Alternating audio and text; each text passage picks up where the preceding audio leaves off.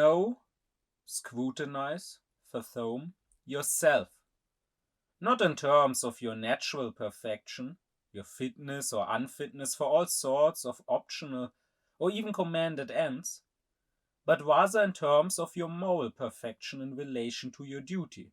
That is, know your heart, whether it is good or evil, whether the source of your actions is pure or impure, and what can be imputed to you as belonging originally to the substance of man, or as derived, acquired, or developed, and belonging to your moral condition.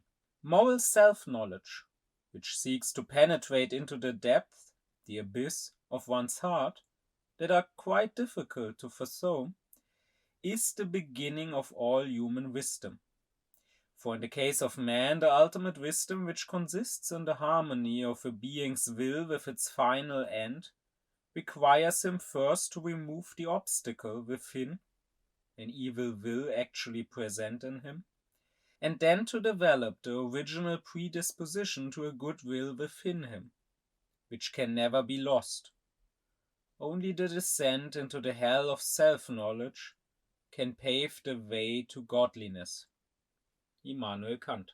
For several weeks and months now, I have been giving lectures on Kant's moral philosophy, and I have discussed basically everything there is to his ethics. What is their foundation? What is the moral law? What is our specific moral duty? How does Kant categorize the duties into duties towards others and towards oneself, into narrow and wider duties?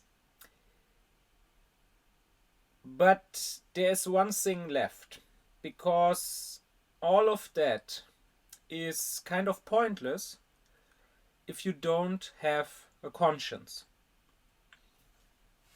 Because without one, you just don't care about being moral, right? Or maybe you can even pretend to yourself that you are being moral, that you are following the moral law, but you're not really checking yourself critically.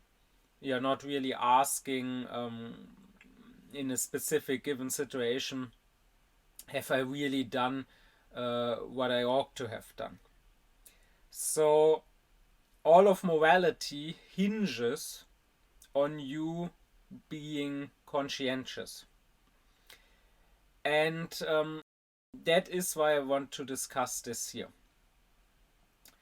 Kant himself says that this is basically the most important duty towards oneself. And since, as I discussed in the lecture about that, those are the most important duties, it is basically the most important duty of all, to follow that ancient Greek maxim of know thyself. However, to Kant, this is mainly a practical maxim. It's not so much about know who you are as an individual, know your own psyche, but rather it is about know your own morality. Know whether you are a good person or not. Critically examine your deeds. And this sort of self-criticism and self-examination is something we should always do, Kant says. However, it must be done in the right way. There is a way to sort of overdo it, because there's this self-criticism that with Nietzsche we could call slave morality, where you are just constantly beating yourself up and feeling bad about what a big sinner you are, right? This is the self-criticism, Kant would probably say, of monks. The monk who actually doesn't do good deeds, who isn't of use to anyone because he's stuck in his monastery cell all day. But he's constantly on his knees lamenting what a sinner he is, whipping himself, putting ash on his own head, and constantly seeking within the depths of his psyche, of his consciousness, or even of his unconscious hidden vices, hidden bad desires that he can, scrutinize himself over. And maybe this is not done within a Christian framework anymore so much. But nowadays there are secular versions of this, right? Like certain leftists with, let's say, their critical whiteness will tell you and who will tell themselves that we are all racist, we all have internalized racism, which, no. I mean, speak for yourself, but I'm not racist. To me, all people are equal. Um, and who will always go on about how they still also hold some unconscious racist prejudices that they have to work on and feel bad about. Um, this is not what we should do, Kant would say. So you should examine yourself, you should criticize yourself, but it should not be an end in itself, and it should not feed your own self-righteousness, beating yourself up to, in a sneaky way, elevate yourself, but rather it should be a means to an end. It should always serve the purpose of actually improving, cultivating your morality, and to Kant that always means your moral actions.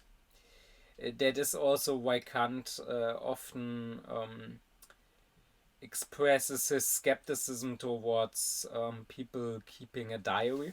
And his example how that can take a wrong turn is often Lavater, the Swiss Calvinist priest who was somewhat famous in the day. If you are too occupied with yourself, you can become self-obsessed and turn away from the world, so to say. And this can easily turn into what Kant calls Schwärmerei, into raving. And particularly Kant says you should not be too preoccupied with your own feelings and sensibilities. Because there is the danger of confusing your inner sensibilities, which are entirely subjective, for actual objective insights, which is also something that a lot of people nowadays do, right?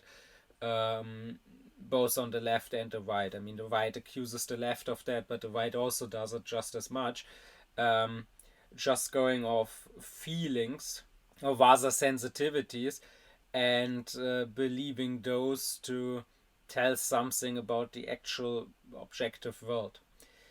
And it would be easy, when it comes to morality, to confuse your inner feelings of compassion and empathy, your inner good wishes for world peace or whatever, to confuse that for true good character, and to think you actually already are good or already are working on becoming a good person just because you have these inner feelings. But Kant would say actual morality is about doing good deeds. So if you keep a diary, Kant says, it's better not to focus too much on how you feel, because that is subjective and fleeting, but rather to take note of your deeds. What did you do in a specific day? And then check if you did what you should have done, or if you have to improve the way you are acting. And for this sort of self-criticism, we need a conscience. Now, what is the conscience? You might think that it is the faculty by which we judge our actions and ourselves, or judge whether we have been moral or not. But Kant would say no, that is not the case. Judging whether an action is moral or not is, like all judgments, the job of the thinking faculty, made up of the intellect, the power of judgment, and reason. It is the thinking faculty that judges. The conscience itself does not judge the morality of an action, but it checks if you have judged it, and if you have judged it properly, if you have been certain, or if you have done that action despite being certain of its morality. That is also, and this is very important to Kant, that is also why the conscience can never go wrong. Most people would think that it can, right? Most people would say, oh, but you can do evil things while having a good conscience, thinking they are good. And you can do good things while having a bad conscience, feeling bad because you think it's bad. But Kant would say no. The conscience as such can never misjudge, but not because it judges correctly. Rather, as with sensuality, which I discussed much earlier in my lectures on Kant's methods, on Kant's critical method, as with sensuality, Kant says the reason it cannot misjudge is because it doesn't judge at all. And this is important. It must be that way. Not just it should, it must. If our conscience could ever be wrong, then all of morality would be pointless. There could be no morality if the conscience could go wrong. Because if you can do an evil deed without a bad conscience, then you would not be responsible for it. I mean, it would not be your fault, because how could you have known that it is a bad deed that you shouldn't have done if your conscience didn't tell you? No, Kant says the conscience cannot go wrong. What can go wrong is our thinking faculty, which is judging. Of course, when we judge, is this a good action or is this a bad action?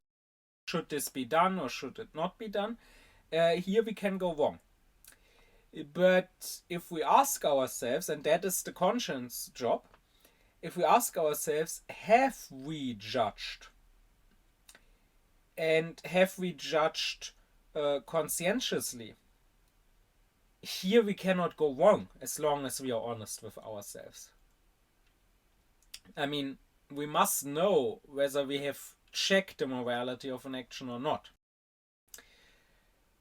So that is what conscience does. And to Kant, that is not a faculty, because a faculty, like the intellect, like the power of judgment, to him is something which we control somewhat. We can choose ourselves when and how to use it. While the conscience is more like an instinct. It just overcomes us, right? When you have a bad conscience, you cannot just turn it off. So to him, the conscience is basically the moral law within us itself, or rather it is our instinct to check our own actions against the moral law. Now, an important question, of course, is when the conscience judges us, so to say, and again, the action as such is judged by the thinking faculty, who is actually doing the judging? Because if you think about it, to say I judge myself sounds a bit paradoxical, right? How can I be both the judge and the convict, he who is being judged? Well, here it is important to remember that Kant distinguishes between the homo phenomenon and the homo noumenon. I have further explained this distinction in my lecture on the apperception, on the self-consciousness. And I've come back to it in many of the lectures on Kant's moral philosophy, because to Kant, there is the homo phenomenon, the appearing human being, that is the specific individual, you or me, that appears in the sensual world, outwardly with a body, inwardly with a psyche. And then on the other hand, there is the homo noumenon, the rational human being. So the human being in itself, our humanity, that which actually makes us human, that is rationality, autonomy. And these two must be kept apart. Now, there are instances, Kant would say, where a sensual man judges himself, the sensual man. But this judgment then is not a moral one. It is a judgment that is about prudence. So sometimes we may reproach ourselves not for having acted against the commandments of morality, but for having acted against the advice of prudence, right? Everyone knows of such situations where you beat yourself up because you have done something, not because it's immoral what you did, but because you harmed yourself, you messed things up for yourself, you didn't achieve your own happiness because you made a mistake, right? Telling yourself, oh, if only I had done better in that job interview, I would have gotten the job, or oh, if only I had learned for the exam, I would have gotten a better grade, or oh, if only I hadn't messed up that date, then I could have seen that girl again. This has nothing to do with morality. This has just to do with not having acted prudently, maybe. So Kant does say that often this is confused.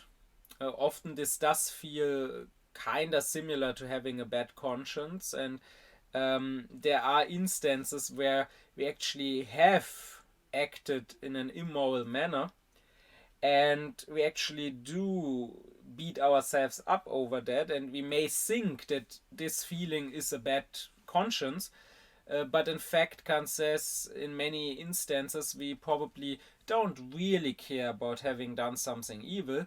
We just care about having done something which harms our own interests. Like maybe you were too rude to someone and now you feel bad about it. And you may think that you genuinely feel bad because you were rude, but in truth, you don't have regard for that other person and you don't care so much about having disregarded him. You care more about the fact that now you lost your connection or lost your reputation or whatever. But when it comes to actual morality, when it comes to actual conscience, Kant says it is the homo phenomenon who is being judged, but it is not he who judges himself, it is the homo noumenon who judges the homo phenomenon. So, rational man in me, my own rationality, judges the sensual man in me, judges me as a sensual being, which, however, is capable of being rational. Right? If I, as a homo phenomenon, wasn't capable of being rational, then I could not be judged. I would not be responsible for my actions, just like an animal. An animal is just sensual, with no rationality, and precisely for that reason, like if a shark bites off someone's leg, we don't say the shark is responsible, the shark committed an evil action, because it is not capable of rationality and of understanding that this action would be bad. But since I am, then the rationality in me can actually judge me. And what this means is that I have in me this ideal of the perfect human being. This ideal of how a human being, a fully rational human being, should be. which I discussed further in the lecture on the ideal of holiness. And I hold myself against that ideal, and now I judge how close I come to that ideal and how I fall short of it. Kant also says in his philosophy of religion that conscience is the deputy of God here on earth. So the voice of our conscience is basically the voice of God to Kant. More specifically, in Christic terms, it is the Holy Spirit. Right? In the Bible, Jesus, after the resurrection, when he tells his disciples that now he will leave them for good, he also tells them that they don't have to be afraid to be without him and without his guidance.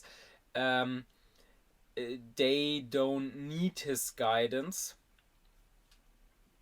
because he will send them someone else to guide them, a consoler. And this is interpreted in different ways, but the most common, the most standard interpretation is that this is the Holy Spirit, which a few weeks later at Pentecost comes over the disciples. So now they don't need Jesus, they don't need the Son of God walking beside them, telling them what to do and what not to do, but rather now they have God's Spirit inside them to tell them what to do. And this Kant interprets as the conscience, which is in fact not in contradiction with what I said before. That is that in his moral philosophy, so when you exclude religion, the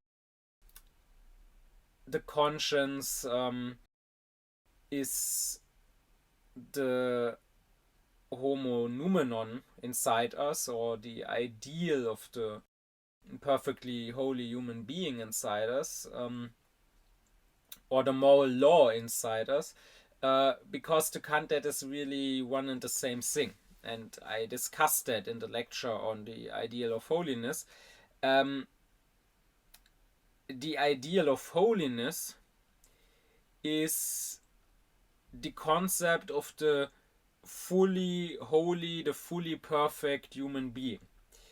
And that perfect human being would, of course, be the very image of God, because he would be holy just like God, and they would want the same thing. This human being would not want his own things, would not have his own base desires, but rather his will and God's will would be identical.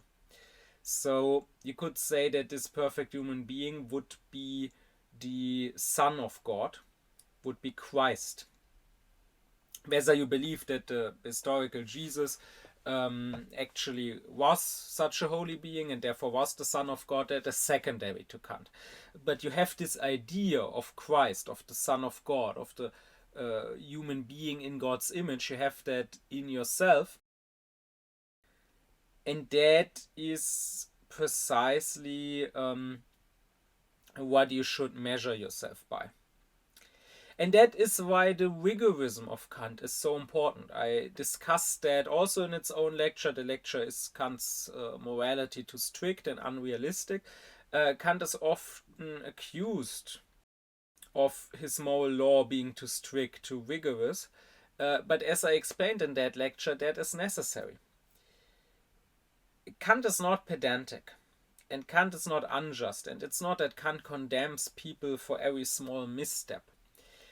But he says, while we can forgive the specific individuals for their imperfection, we mustn't make the law itself imperfect. Like saying from the beginning, oh, people are so imperfect, they can't follow a perfect law anyways, so let's give them a law that is more easy to follow. No, the law itself, the moral law, must be imagined as perfectly holy and as demanding nothing less but holiness.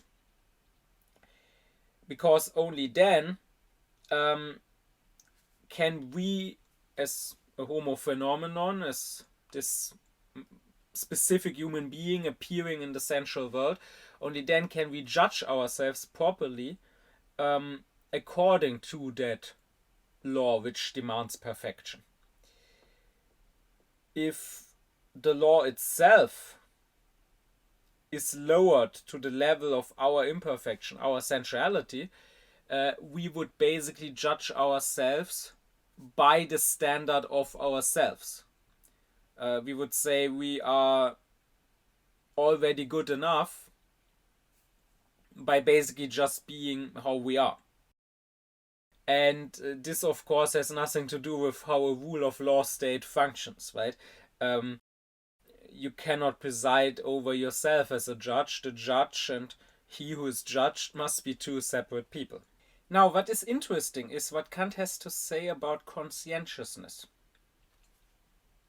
To him, it does not mean that you do something without knowing that it is evil. Of course, if you do something knowing that it is evil, you are not conscientious. But even if you do something without knowing it is evil, that is not enough. Rather, being conscientious means only doing something knowing that it is good. Conscientiousness to him is the mode of thinking where you always act with moral certainty, as he says. So, for example, when it comes to lying, Kant does not consider it a lie only to say something which you know is untrue. Of course, that is a lie. If you know you are saying something not true, you are a conscious liar. But you can also be an unconscious liar if you say something which you don't know to be untrue, which maybe you even believe to be true, but you don't know that it is true and you still pretend that it is true. I mean, it would be one thing to state, I believe this is true, in my opinion this is probably true. That would not make you a liar. But if you present an opinion as if it was knowledge, as if it was a fact, that is, if you aren't open about your subjective uncertainty, that would already be enough to make you a liar. Maybe examples can make more clear what Kant means. He himself gives the example of someone who judges heretics who should be burnt. Now, such a judge, such an inquisitor, let's imagine one who maybe doesn't even believe in the dogma of his own church. Maybe he's a cynic, maybe inwardly he's an atheist, he doesn't believe, but he doesn't care about burning people which he himself thinks are basically innocent. Or maybe he's a judge who burns people because he gets something out of it. Maybe he burns someone who he knows has not spoken against the dogmas of the church, who he knows is not an unbeliever, but he burns him because he doesn't like this particular person. And he's glad to be rid of him. Or maybe he burns him because the person he burns is wealthy and he gets to keep the wealth of the people he burns. Or maybe he's just lazy at his job and he doesn't care much about whether the people he burns are guilty or not. So when somebody is accused of being a heretic, he just burns him without really checking. Now, such a judge, such an inquisitor, everyone would say is not conscientious. Even the people of his own faith if they knew, would say he is not conscientious. But now let's imagine an inquisitor who is serious about his job, who believes in his church, and if somebody is accused, he doesn't immediately burn him just because of an accusation, but rather he actually checks if that person really spoke against the dogmas of his church. And if that can't be proven, he lets the person go, saying innocent until proven guilty. Now, such a judge, most people would call conscientious. Even the people who don't share his faith, even the people who say it is terrible to burn heretics, to burn people just for believing something else, would probably say that from his premise, based on the faith he has, him believing that his church is right and that everyone who doesn't believe in his church should be burned, he is at least being conscientious about his job. But Kant would say, no, he is not. If he's burning people at all, he is not conscientious. Because while he may have conscientiously checked whether the accused actually did what he is accused of, whether he actually disagrees on some level with the dogma of the church, what he certainly did not check is whether the dogma of the church is actually true. That is just his opinion, but he cannot just go and burn people based on his opinion. I mean, those people also have opinions. Maybe they believe, having another faith, that he should be burned. And he just happens to belong to the stronger group, to the stronger church. Let's use a second example that maybe is even more obvious. Let's say you have a gun and you shoot out of your window onto an open field just for fun. Now, if you knew that people were walking around down there and you would shoot, not caring whether you hit someone or not, clearly you have no conscience. No one would say you are conscientious. But now let's imagine that you are not aware of any people walking down there. So you are not aware of doing something evil. But still, you are not conscientious, Kant would say. It is not enough to not be aware that you might be doing something evil. You must rather be aware that you are not doing something evil. You must be certain. So if you want to shoot out of your window, it's not enough to not know that there are people. You must rather know that there are no people. So you would have to really check that no one is around and that there's no chance that someone might accidentally walk by and be hit by your bullets, and only then could you in good conscience shoot out of the window. So again, it's not enough to not know that you're doing evil. Rather, you must know, you must be absolutely certain that you are not doing evil, that you are doing something good. And that is precisely what you must check always, if you are indeed conscientious. Because otherwise, if you just shoot out of the window because you don't know that there's someone, but you don't care to really check, let's say you indeed don't hit anyone, because indeed there is no one. Still, that does not make you a good person. That does not make you not a murderer, because that is not thanks to your own merit, thanks to you really making sure that you don't hit anyone, but rather this is just thanks to a lucky coincidence that nobody came by. But coincidences don't make you a better person. They also don't make you a worse person. The only thing that makes you a good person is your own goodwill. And if you really have the goodwill to not hit anyone, you are not gonna shoot unless you really are certain that there is no chance of possibly hitting someone.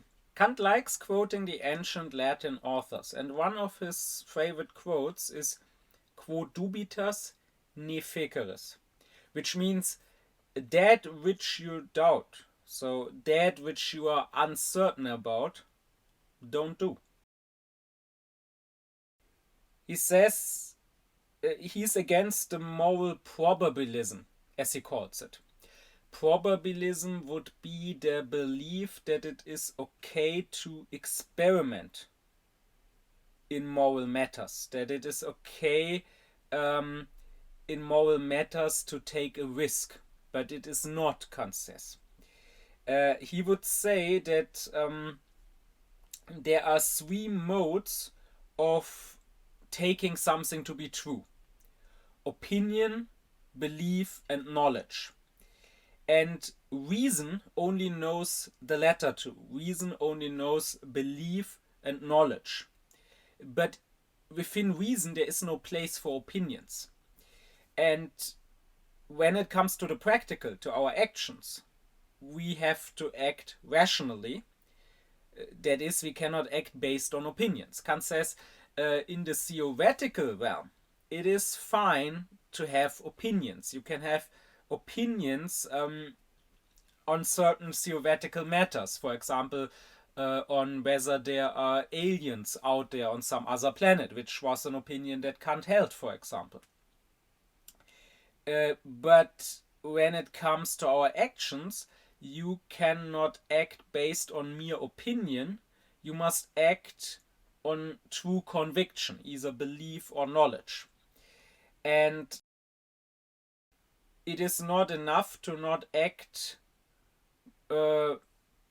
conscious of the fact that your action is unjust, but rather if you act without being conscious of the fact and being certain of the fact that your action is absolutely just, then you are already evil. And unfortunately, this moral probabilism is very, very widespread. Almost anyone is a moral probabilist. And unfortunately, people don't even have the honesty to just admit that they simply don't care about the morality of their actions. Rather, they still, at least many people, would insist that no, they are good people, they wouldn't do an evil action, when in fact other things just matter more to them. So, for example, a friend of mine has a roommate who's quite an unpleasant fellow, who actually is dishonest enough to claim that he's interested in Kant and that he has great respect for Kant's categorical imperative, but in fact he doesn't care at all about the categorical imperative. So this guy is basically an incel. I don't think he has been with a woman in almost 20 years since he had a divorce, and he is of course mad at his ex-wife. His now adult daughter doesn't speak to him anymore, and as those incels are, he's mad at women in general. And one time, he basically out of nowhere, there was not even a reason for that, said that it is illegal in Germany to kiss. And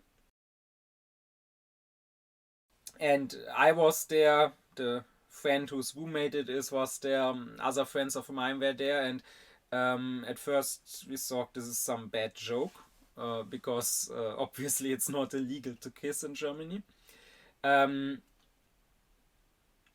But he insisted, no, that he's serious.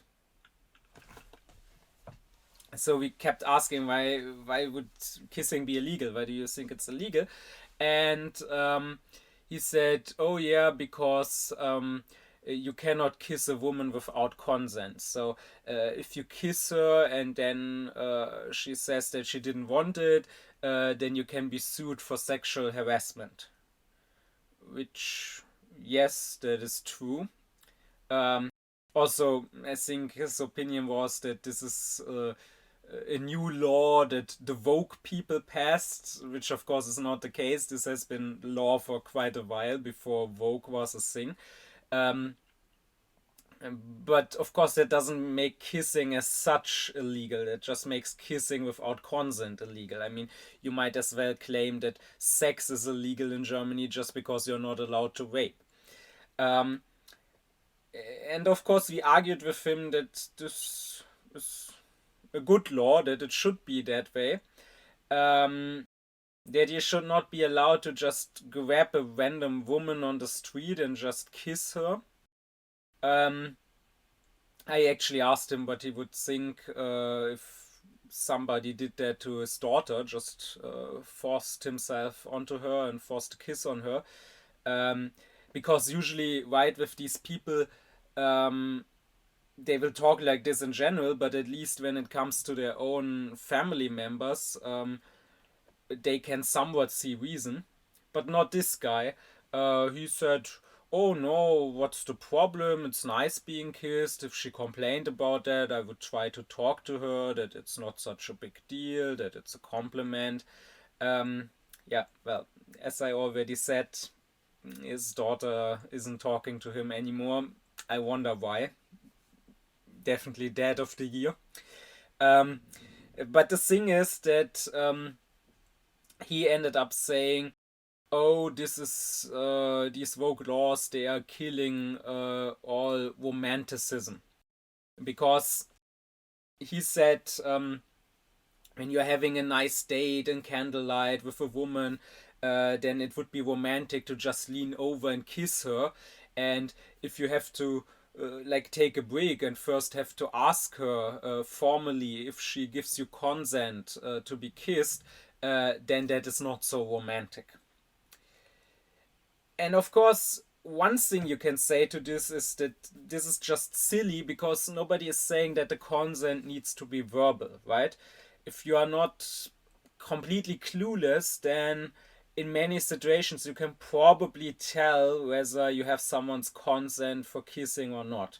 Like in that scenario, romantic candlelight dinner, if you lean closer slowly and she doesn't pull away, but maybe also leans in, then maybe that is enough expressed consent. But that aside, let's say you really are unsure whether she wants to be kissed or not, then in that case, yes, you should ask her. You should ask for verbal consent. And maybe he's right, maybe that's not quite as romantic as just leaning in and kissing her passionately. But the thing is that morality is more important than something being romantic. I remind you here, I addressed that in previous lectures already, the lecture on is Kant's moral philosophy too strict, that the the principle of morality is the old fiat justitia et pereat mundus. So let there be justice even if the world may perish. So to a moral person, justice, that is what is right, comes first.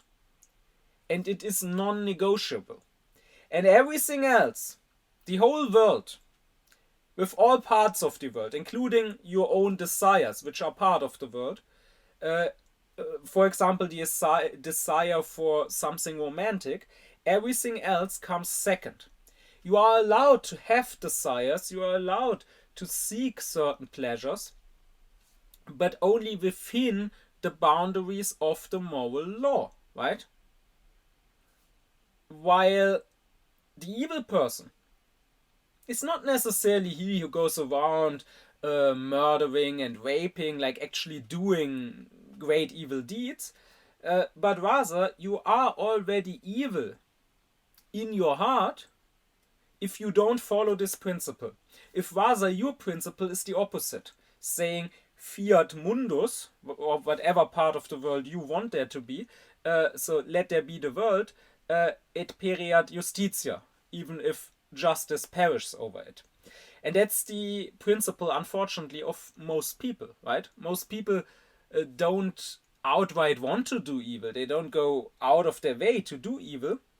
But in many situations, they will say, the world, that is that part of the world I care about, that is my desire, comes first, and I will do what is right only if it doesn't get into conflict with the world. As opposed to, I will only engage in the world if it doesn't get into conflict with what's right. So, in this instance, the guy says, sure, I don't want to be a rapist or something, right? Like, he's not a guy who would actually purposefully harass women, but he would do it without purpose. His desires, his sexual desires, his romantic desires come first for him, and what is actually right, the woman's consent, the woman's autonomy, comes second. He does want to respect her to a degree, but not at the cost of a nice romantic moment. While a good person would be, a person who is not a moral probabilist, would be the opposite. He wants a nice romantic moment, maybe, but not at the cost of not respecting or revering the woman's autonomy. And that is what Kant means. If you are conscientious, it's not enough to not do something which you know is bad. Like, this guy, if he knew the woman does not want to be kissed, I don't think he would force himself on her. He wouldn't go that far. Like, if she already stated, I don't want that, okay. But that's not enough. But rather, to be really conscientious means not even taking the risk of doing something that is unjust. So, not just not doing things you know are unjust, but only doing things you know are just. And yes, if that means you have to sacrifice a tiny little bit of romanticism, then so be it. That's really a small cost. Kant would say, even if actually in the sensual world, with an actual deed, you have never yet raped or harassed anyone, you already are a rapist in spirit if you don't care about the risk of raping or harassing somebody by accident.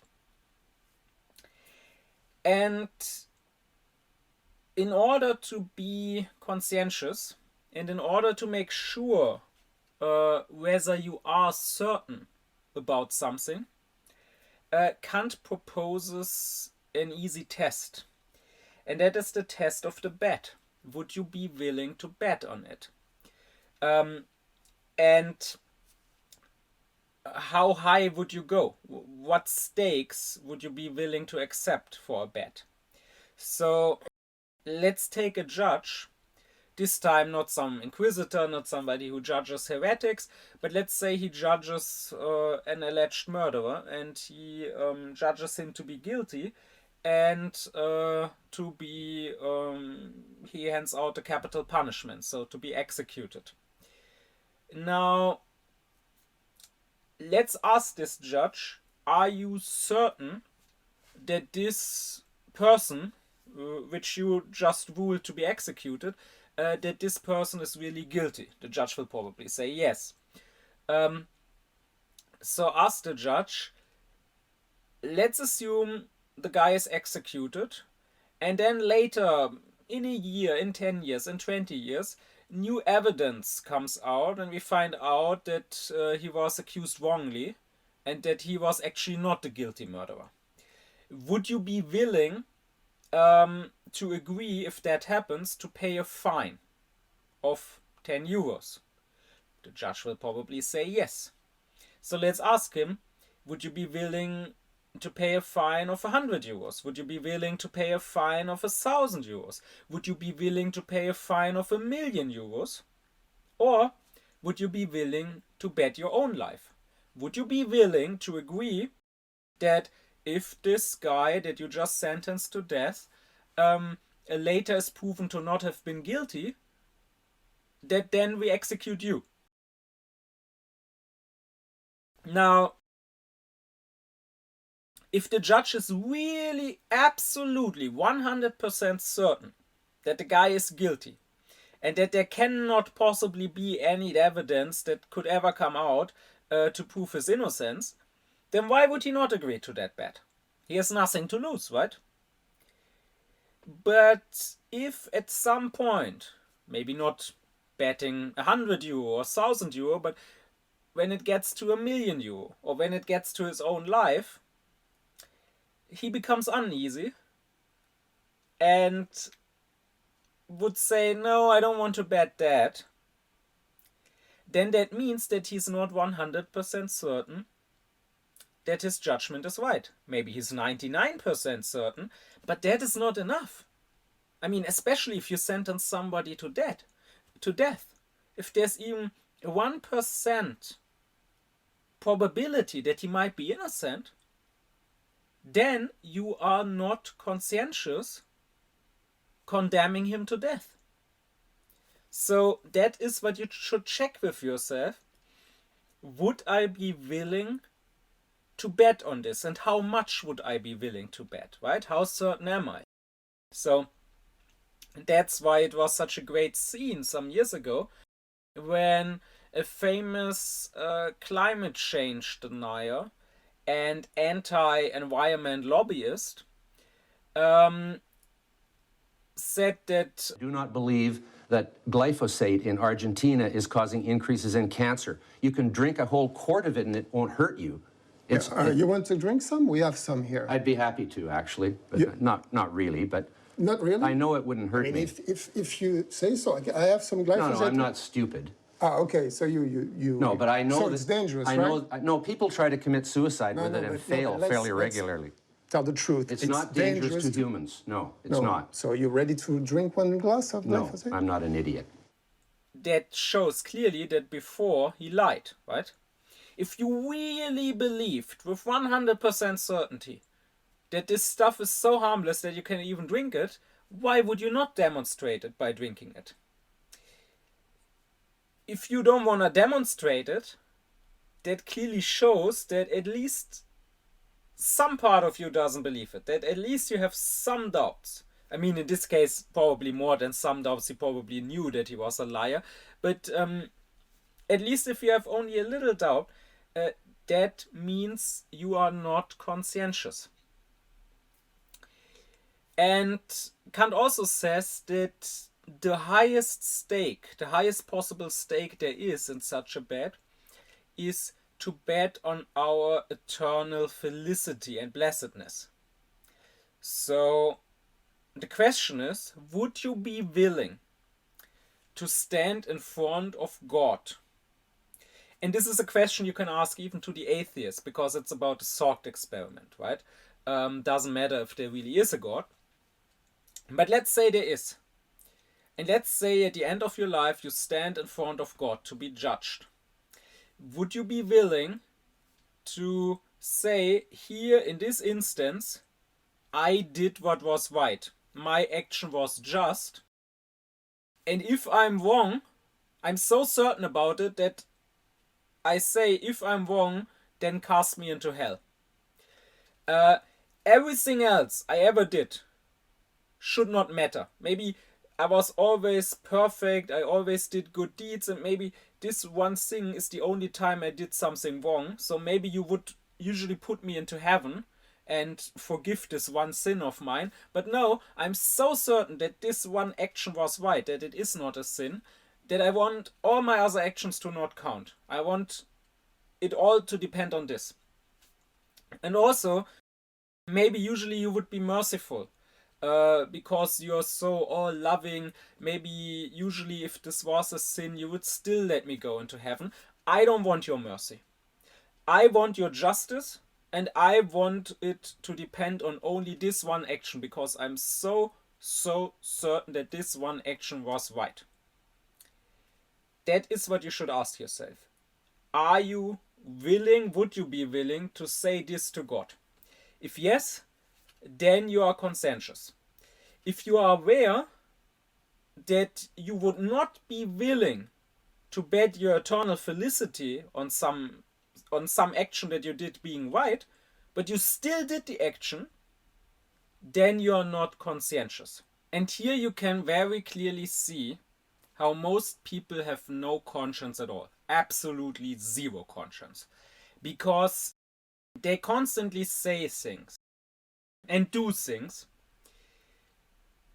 without being willing to bet on them. And usually you don't even have to go as far as to ask, would you bet your eternal felicity on that? But rather, usually they wouldn't even bet much smaller things, much more mundane things. They wouldn't take much smaller risks. I mean, let's look at our politicians. And to say that they have no conscience is, of course, not a very new revelation.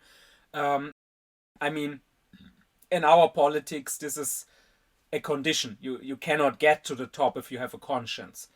They are all liars. But imagine if we took them by their words. Imagine if a politician was still allowed to say whatever he wants, to make whatever promise he wants, but if he didn't actually deliver, he would not go to hell, he would not be executed, but imagine if just his political career would end. So, for example, remember how Trump said, oh, Biden, he doesn't get anything done, he can't finish the war in Ukraine. If I was president, I could stop the war in 24 hours. Well, by now, a few more than 24 hours have passed. So imagine if Trump had been allowed freedom of speech and everything, had been allowed to say that, but under the condition that, okay, Mr. Trump, but if you become president and don't end the war within 24 hours, then you stop being president. Then you are impeached. Doesn't matter how many people voted for you, you promised this, so if you don't deliver, you are no longer president. I assume that in that case he would not have made that statement, because of course he knew full well that it was an empty statement. Likewise, here in Germany, our current Chancellor Merz, apart from being a genocide supporter, he is also a notorious liar. He's the leader of the Conservative Party, and 12 years ago, a new Nazi party was formed. And ever since then, they have grown stronger and stronger and stronger. And he blamed the current politics. He also blamed Merkel, who was the leader of the Conservative Party before him, but who was sort of a political enemy of his. And when he took over the Conservative Party and when he became their candidate, he promised that he would halve the votes for the Nazi party. That with him leading the opposition at the time and then becoming chancellor, he would make this party that has been growing and growing for years grow smaller again, and he would halve the results in the polls and in the elections. Well, now they are the strongest party in the polls, stronger than his party. For the first time ever since the actual Nazis, since 1933, a Nazi party is once again the strongest party in Germany. So, once again, imagine he had been allowed to make that claim, but we would have said, okay, but if you don't manage to halve the results, then you are gone. And you are never allowed to enter any political office again. He probably would not have made that statement then. But let's not dwell too much on politicians who, as I said, are of course without conscience by profession. But the regular people, they also have no conscience. And here too, imagine if we had laws that allowed for freedom of speech but with the condition that whatever you do choose to speak, you get measured by, and you have to live with the consequences. And just to be clear, I'm not proposing making this actual law. This would of course not be a good thing, and also it just couldn't practically be done. But let's just imagine for a second. Let's go with all the conspiracy theorists. So, for example, the climate change deniers. And I'm not just talking about those people honest enough to outright say there is no climate change. No, I'm talking about all the dishonest climate change deniers too. Like, for example, earlier this year when we had an election in Germany, there were polls what people think is the most important topic, and most people thought it was immigration, which is wrong, of course. I mean, it's not even amongst the 10 most important topics. It's just not important. I mean, even taking the climate aside, we have real problems in Germany. No one can afford rents. There are 8 people dying in traffic every day. Every other day, a woman is killed by her partner or her ex. The pension system's close to breaking down. We have real problems. But yeah, number 1 was immigrants, and then number 2, I think, was economy and stuff. And I think about 90% of people in the polls did not say that the climate crisis is the most important political issue. So that means that 90% of Germans are climate change deniers, whether they like hearing it or not. Because it is simply a fact that this is the most important issue, right? It is simply a fact that in the face of complete climate breakdown, all the other issues won't matter at all. So all these people who might say, yes, there's a climate change, yes, we should do a bit about it, but who will say, oh, it's not gonna be that bad, or you are being too alarmist, all these people are de facto, even if they are not honest enough to admit it, climate change deniers. Now, let's imagine a world where you had the freedom of speech to deny the climate change, but if you say something like, for example, oh, the sea levels are not gonna rise, then you get deported to the Maldives. And you are not allowed to ever leave them again. You can live there freely, but you're not allowed to leave no matter what happens. Now, why would you have such a problem with that? I mean, it's a nice place, it's paradise on earth, right? Would be a nice place to live. Unless, of course, the place will be gone because the sea levels rise in some years. So, if such a law would make you shut up, then by that you admit that you are not truly certain that the sea levels are not gonna rise. But if you aren't, then how irresponsible and how unconscientious it is to risk the whole future of humankind on something which you yourself are not certain about. Or let's take the conspiracy theorists when it comes to COVID.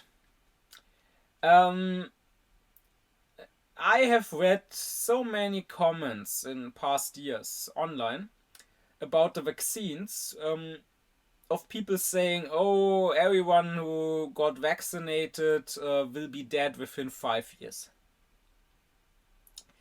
Now let's imagine, once again, we still had freedom of speech. You could still say such nonsense. But there would be a law that if you ever said that, then everyone who has been vaccinated against COVID after 5 years was allowed to murder you without facing any consequences. But only those who can prove that they got vaccinated more than 5 years ago. Now, why would you have a problem with such a law? For example, I would not have a problem with a law that says that any person who is at least 1,000 years old is allowed to murder me. Because I so firmly believe that it is impossible for a human being to grow this old. And I firmly believe that there is no human being on this earth who could possibly prove that he is 1,000 years old, that I would not mind if the law said, okay, anyone above 1,000 years is allowed to murder me. So if they really believe that anyone who got vaccinated dies within 5 years, why would they mind if those people are allowed to, after 5 years, murder them? And those people are not gonna be around anymore to murder them, if they are white, right? But if they would mind such a law, then they admit that they don't truly believe what they said there. But if they don't truly believe it, then why do they say it? I mean, of course, it's clear why. Because they are dishonest liars. Because they are people without any honor or responsibility. Because they have no conscience. Or take the conspiracy theorists that say that there is no genocide in Gaza. And let's be real at this point, this is also a conspiracy theory, right? We have somehow deluded ourselves into thinking that conspiracy theories, they are just stuff that right-wingers believe in, that some fringe lunatics believe in.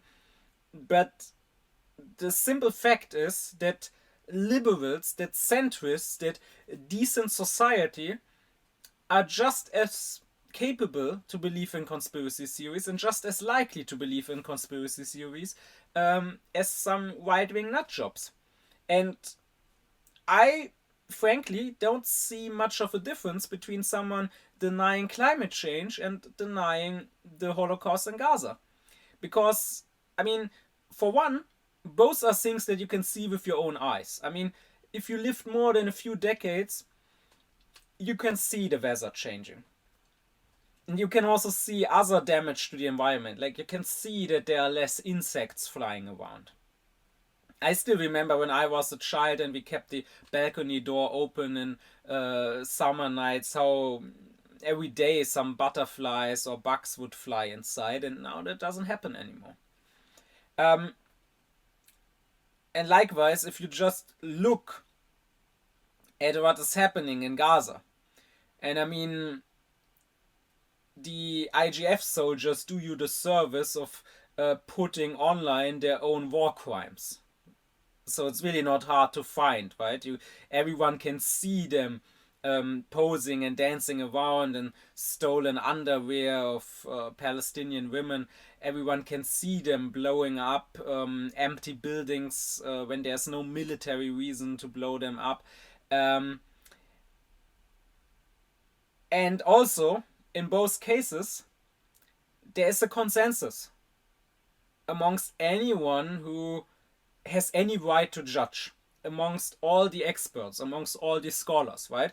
Every serious climate scholar says there's a climate crisis, and likewise every serious genocide scholar, including the Jewish-Israeli genocide scholars, right? Like Omar Bartov, Ras Segal, Amos Goldberg, Daniel Blattmann, Shmuel Lederman, says that there's a genocide in Gaza. I mean, even the International Association of Genocide Scholars came out and said, yes, this is clearly genocide. So, clearly, these people are also conspiracy theorists, and I refuse to consider them or to call them anything else. So, let's say someone still claims, Israel is making sure not to kill civilians, they are creating safe zones, they are warning civilians before they bomb somewhere, and this is, at least here in Germany, this is still the public opinion, you know. If you live elsewhere, you probably have no idea, and you really can't imagine just how disconnected Germany is from the rest of the world. The German people are very provincial people, and they are very self-righteous people. They think they are right about everything, and that all the rest of the world should look up to them and should do things like they do it. And for that reason, they don't bother looking at the rest of the world and checking if maybe the rest of the world does things differently and maybe even better, or maybe the rest of the world looks at things differently and maybe their perspective is more correct. They don't bother. So the average German is completely imprisoned in the German bubble. He has never checked out any international media. So public discourse is still pretty much where it was in October 2023 here. I mean, there have been some slight shifts, but even now, many people would probably say, okay, Israel is going too far now. But they would still say it's basically a legitimate war that just got out of hand when, of course, it's not a war, right? It's a genocide. Just like Mike Tyson beating up a 3-year-old child would not be a boxing match.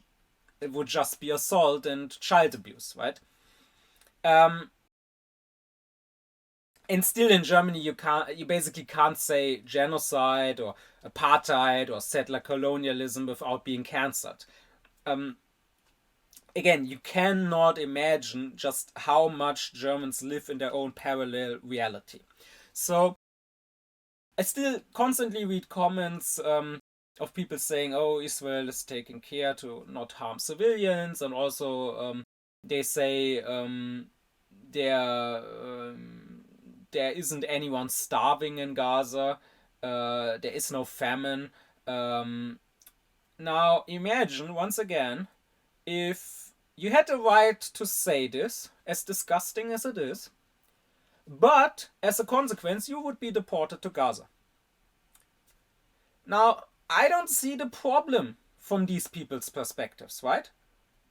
They are saying living in Gaza is perfectly safe. If there's no famine, if Israel is not starving people, then they would not starve, right? They would have enough food.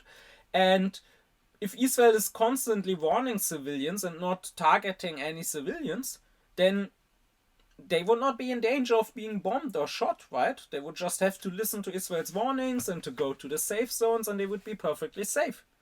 I mean, I've read people unironically saying that all the civilians that have died were just too stupid to follow Israel's warnings. That's right. 65,000 people. And I mean, that's the lowest possible estimate, right? We all know this number is not true. We all know the actual death toll is much, much higher. More than twice as much. Maybe more than twice or 4 times as much. But let's just go with this. 65,000 people were just too stupid. Israel told them, leave this place, and they just didn't, because they were too dumb. They just put themselves and their children beneath the bombs. Well, again, what if somebody who said that was deported to Gaza? Clearly this guy is not dumb, so he would listen to Israel, so he would not be in danger, right? And see, through this, you see, it's not even about eternal felicity with these people. It's about very, very worldly things. And they would not even take these risks. If it honestly came to that, if we honestly had such laws that would put consequences on free speech, not forbid it, but put consequences on it, they would probably shut up. But again, most people have no conscience. They judge things. And some of the most important things where it's about life and death of millions, they judge these based on prejudices. They judge these without knowing anything.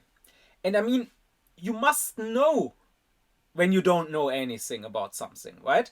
The only way you cannot know is if you never even ask yourself, wait a second, am I even competent to make a judgment here? Do I even have any clue about this matter? And that's the point. They don't have the self-reflection, and they don't have the conscience to ask themselves that. Like all these climate change deniers. And again, I'm talking not just about the honest deniers. I'm talking about those who say, oh, don't be alarmist, it's not so bad. Just ask these people, do you know what a carbon budget is? And how much we have left? Do you know what the albedo effect is? Do you know the Keeling curve? Do you know what tipping points are? And can you name some? Do you know what a feedback loop is? And most people who will talk like they are completely convinced, saying, oh, don't be alarmist, it's not so bad, will not be able to answer even one of those questions. But then if you cannot answer those basic questions, why would you think that you are competent to judge just how bad it is? Same when it comes to the genocide, right? Like, for example, on my German channel, I got this comment.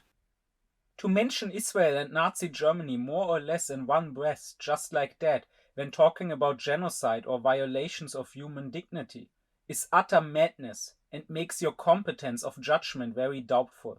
It was posted under my video on the foundations of morality, where I just say that, well, people might agree, according to Kant, on morality when it comes to their own group.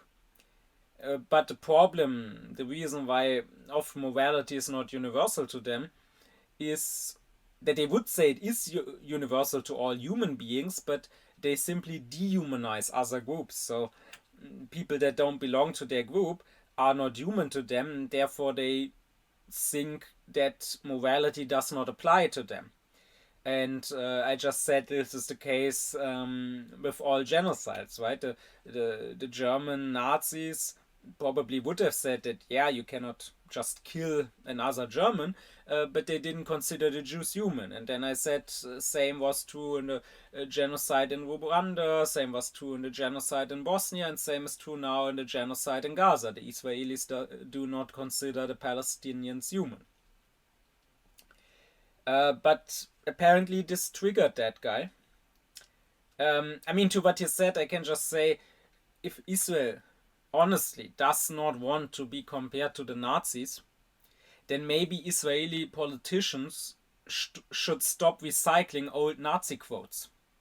I mean, you can make a game out of this, a guessing game. Here, this enemy is not made up of soldiers, but in large parts only of beasts. We are fighting human animals and we must act accordingly. One quote by the fugitive war criminal Yoav Gallant, the former Minister of War of Israel. One quote, a Nazi quote. I'm gonna leave open which is which. You can try to guess. It's not so easy. Oh, here. One quote by Netanyahu and another quote from the leaders of the German army in the Second World War to the soldiers. It would mean insulting the animals if you were to call the features of these, to a high percentage Jewish humans, bestial. I don't call them human animals because that would be insulting to animals. Oh, here, a quote by Hitler. What would have become of the German people and Europe had the German Wehrmacht not raised its shield before Europe at the last minute on June 22, 1941? Who believes that ridiculous guarantees or likewise irrelevant paper declarations by Anglo-American statesmen would have saved the world, faced with an attack by a power which, as American correspondents plainly put it today, has for 20 years pursued the goal of attacking Europe, as in the times of the migration of the people and the Mongolian invasions, destroying its culture and, above all, exterminating the European in order to win slaves for work in the Siberian tundra. Aside from Germany, which state would have been capable of confronting this danger if, since 1941, the greater part of Europe has rallied to Germany in the struggle against the threats from the East? Then this was only possible because, in 1933, this Germany received the political, moral, and material prerequisites for waging this struggle which today decides the fate of the world. All other events pale in comparison with the greatness of this gigantic struggle. Should the new Central Asian rush on Europe succeed, then the present world would crack, just as the old one cracked when confronted by the Hun invasion. Mankind's work over thousands of years would again have been in vain. Chaos would take the place of the most thriving continent on earth. Its culture would be replaced by inconceivable barbarity. And now a quote by Isaac Herzog. And just to be clear, for those people who don't know, he's the president of Israel, but he does not belong to the current right-wing government coalition. Rather, he's a social democrat. He was leader of the Social Democrats, so of the center-left opposition for a time. That, of course, does not prevent him from signing rockets before they are used to kill innocent children. That does also not prevent him from saying there are no uninvolved people in Gaza. It's an entire nation out there that is responsible. It does also not prevent him from meeting and posing with the rabbi who started the whole agitation against Rabin in the 90s. The prime minister at the time, who initiated the Oslo process and who then was shot. This Herzog says, this war is a war that is not only between Israel and Hamas. It's a war that is intended really, truly, to save Western civilization, to save the values of Western civilization. We are attacked by a jihadist network, an empire of evil emanating from Tehran, with its forks in Lebanon, with Hezbollah, with Hamas in Gaza, with the Houthis in Yemen. This empire is in Iraq, and this empire wants to conquer the entire Middle East. And if it weren't for us, Europe will be next and the United States follow. I remind all about 9/11 and after. Meaning there are extreme fundamentalists that want all of us out. And that's what we are facing. And the world has to understand it. We didn't want this war, God forbid. We went through hell. But we have to defend our people and enable everybody to go back to the region and live in peace. That's what we are doing for the sake of the entire world. So that quote is for all the people who are still naive enough to think it's just Netanyahu, it's just a right-wing government, if just another government came to power, and not all Israelis support this. Yes, they do. They do. I mean, of course, not all, not 100%. There are some, and the fact that there are so few makes them all the more heroic. There are some who actually are against this, but just like in the Nazi time, the vast majority of the society supports what's happening. And here too, I want to ask these deniers of the genocide, I want to ask them these simple questions. I want to ask them, do you know such quotes? Have you ever listened to Israeli politicians say, we are fighting human animals, we will act accordingly? Or have you seen the Israeli soldiers post their own war crimes online? Or do you know, have you ever heard the name Hind Rajab? Or have you ever heard of the Flower Massacre? Have you ever heard of the massacre against the people from World Central Kitchen? Have you ever heard of the massacre of the emergency workers earlier this year, where Israel killed 15 emergency workers and attacked 3 aid trucks and tried to bury not just the corpses but even the trucks? Have you heard about that? Or have you ever, for even 5 minutes, watched Israeli TV? Which, I mean, anyone can do, right? All of this information is here on YouTube even. You don't even have to go elsewhere. You don't have to look much. You can see it here on YouTube. You don't need to speak Hebrew. There are lots of English subtitles. Have you watched Israeli TV? Where they are talking about how children are the enemy. 4-year-old children are the enemy. Babies are the enemy. Pregnant women are the enemy, because they are all gonna grow up to become new terrorists and take revenge. Or I want to ask these people who constantly say, oh, but what about the hostages? Why don't you talk about the hostages? I mean, to be clear, taking hostages is a war crime. I'm not defending what Hamas did there. But I do want to ask these people, are you aware that Israel also holds hostages? And often for a much longer time? And not just a few dozen or a few hundred, but over 10,000 hostages. And are you aware what's happening to them? That they are being tortured daily? That people in Israeli prisons are getting raped? And not just raped by people, raped by rifles, raped with a fire extinguisher, raped by a dog. Are you aware of that? Are you aware of one rapist who was even filmed raping a prisoner? When they tried to convict him, are you aware that Israelis protested not for his conviction, but for his release? So for the rights of their prison guards to rape prisoners. Are you aware that he could speak on TV and justify his rape because they were just terrorists and it's okay to rape terrorists? Justify it on TV? Are you aware of that? I want to ask such people. Or are you aware of the AIs Israel uses? Have you ever heard of Lavender? Have you ever heard of Where's Daddy? Have you ever heard of Gospel or of Wolfpack? Do these names mean anything to you? And if they answer no, which they usually will, especially here in Germany, because nothing, absolutely nothing of what I just mentioned has been properly reported in German media. Maybe one or two of the things I mentioned got mentioned in some small article on the site, but certainly not at the prime time in the news, and certainly not as a headline. So most people really don't know about any of this. All they know is the propaganda. Hamas uses human shields. Israel tries to protect civilians. Israel just wants to destroy Hamas and free hostages. That's still all they know.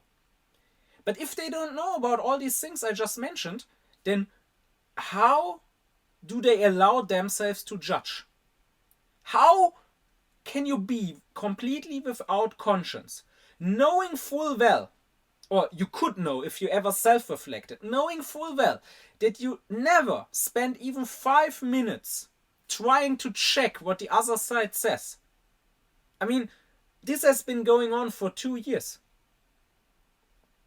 You could have checked at some point, maybe when so many people and so many respectable and serious and good people say this is genocide, maybe they are not all anti-Semites. Maybe they have some point. Maybe even if they were wrong, there is at least some things that point to it, that make it look like genocide. Maybe I should look into that. How is that a thought that can never have crossed someone's mind in 2 years? I mean, I understand if in October 2023, or in November 23, or in December 23, somebody did not call it genocide yet.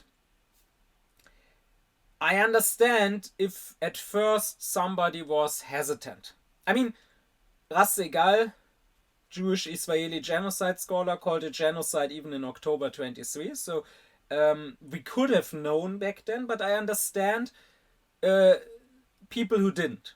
I myself didn't call it genocide right from the start. I mean, I was right from the start against Israel's response. I right from the start said they should make a deal with Hamas to get the hostage back instead of bombing Gaza, but I didn't speak outright of genocide. But and I even understand if at first, out of the shock of October the 7th and in light of all the Israeli propaganda we were flooded with about 40 beheaded babies and babies put in an oven and pregnant women having the baby cut out of their belly, women being raped with knives and having their breasts cut off, all these disgusting fake news that we were told.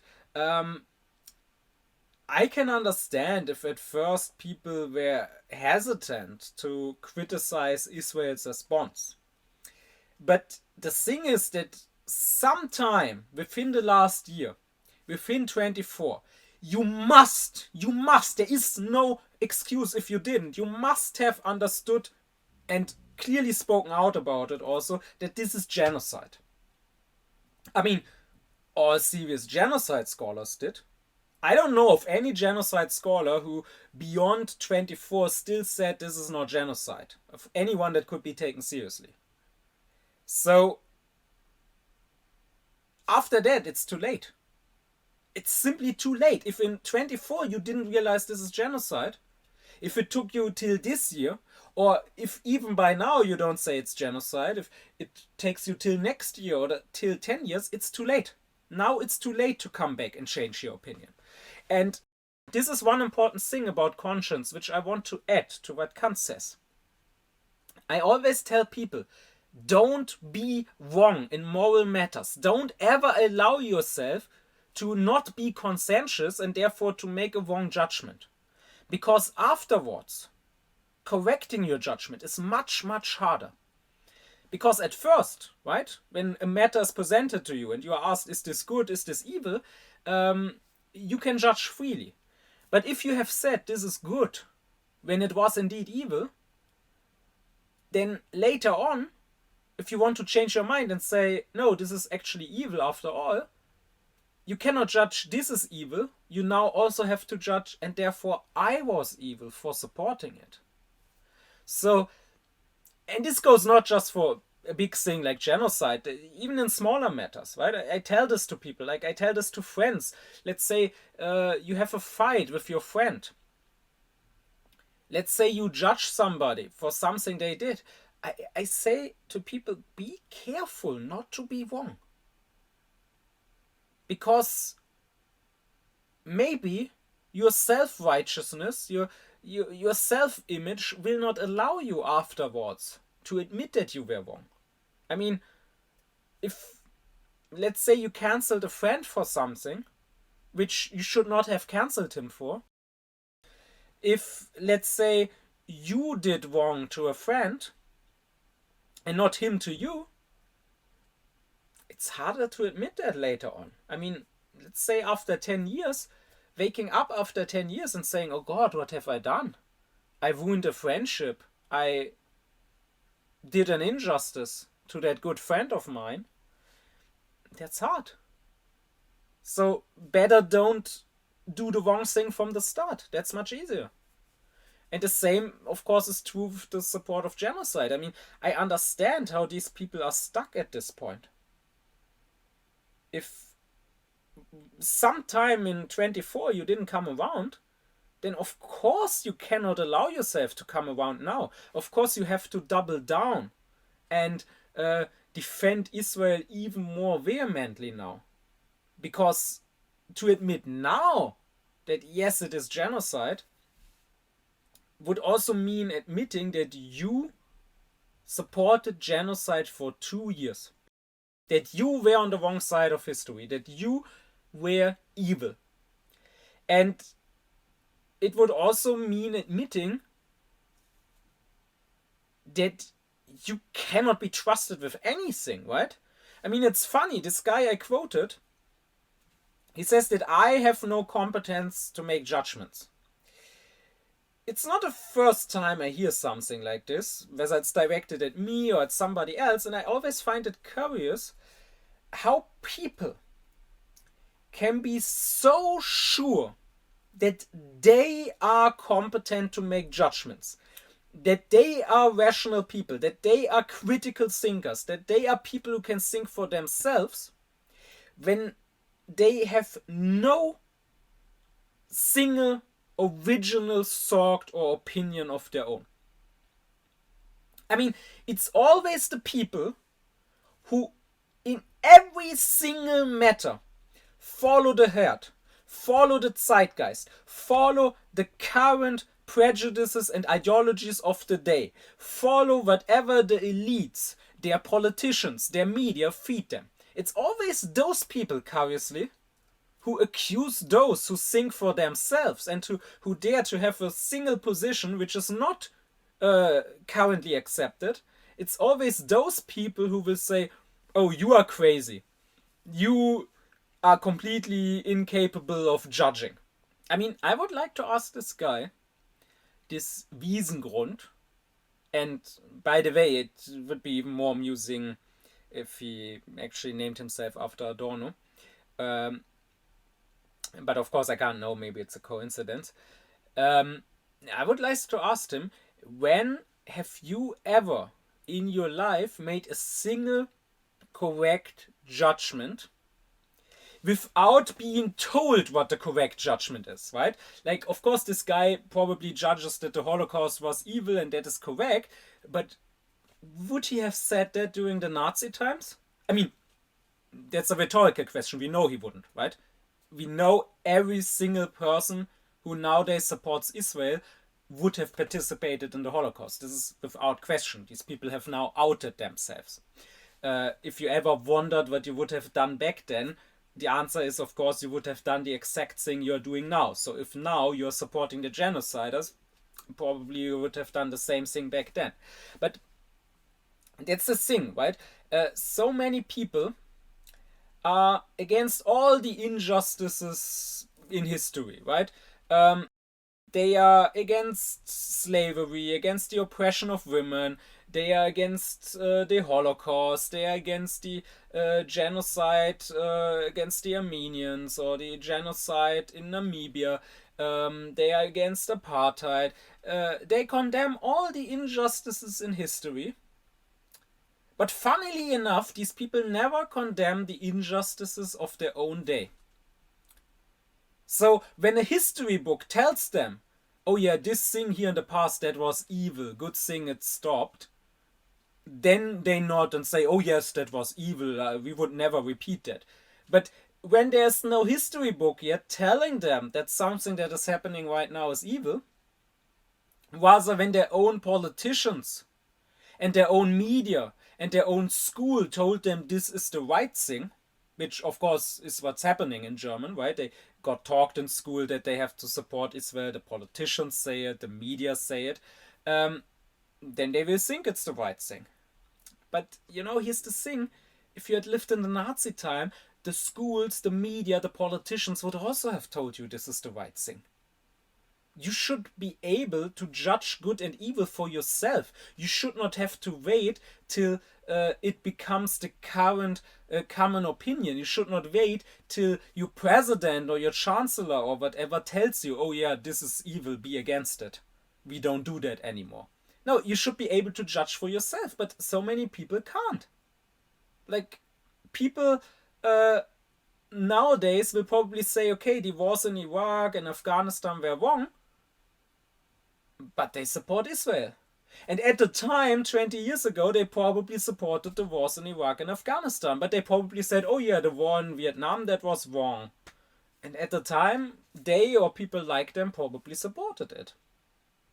And this is because, once again, they have no conscience. They don't ever bother to ask, wait, what if I'm wrong? They don't fear the risk of doing something that is wrong. Sure, they don't know that it is wrong. They don't do evil knowingly, but that does not make it better. It's not enough that you don't know that you are on the bad side. You must know that you are on the good side. You must be certain. You must be willing to bet your eternal felicity on it. And I'm very certain they won't do that.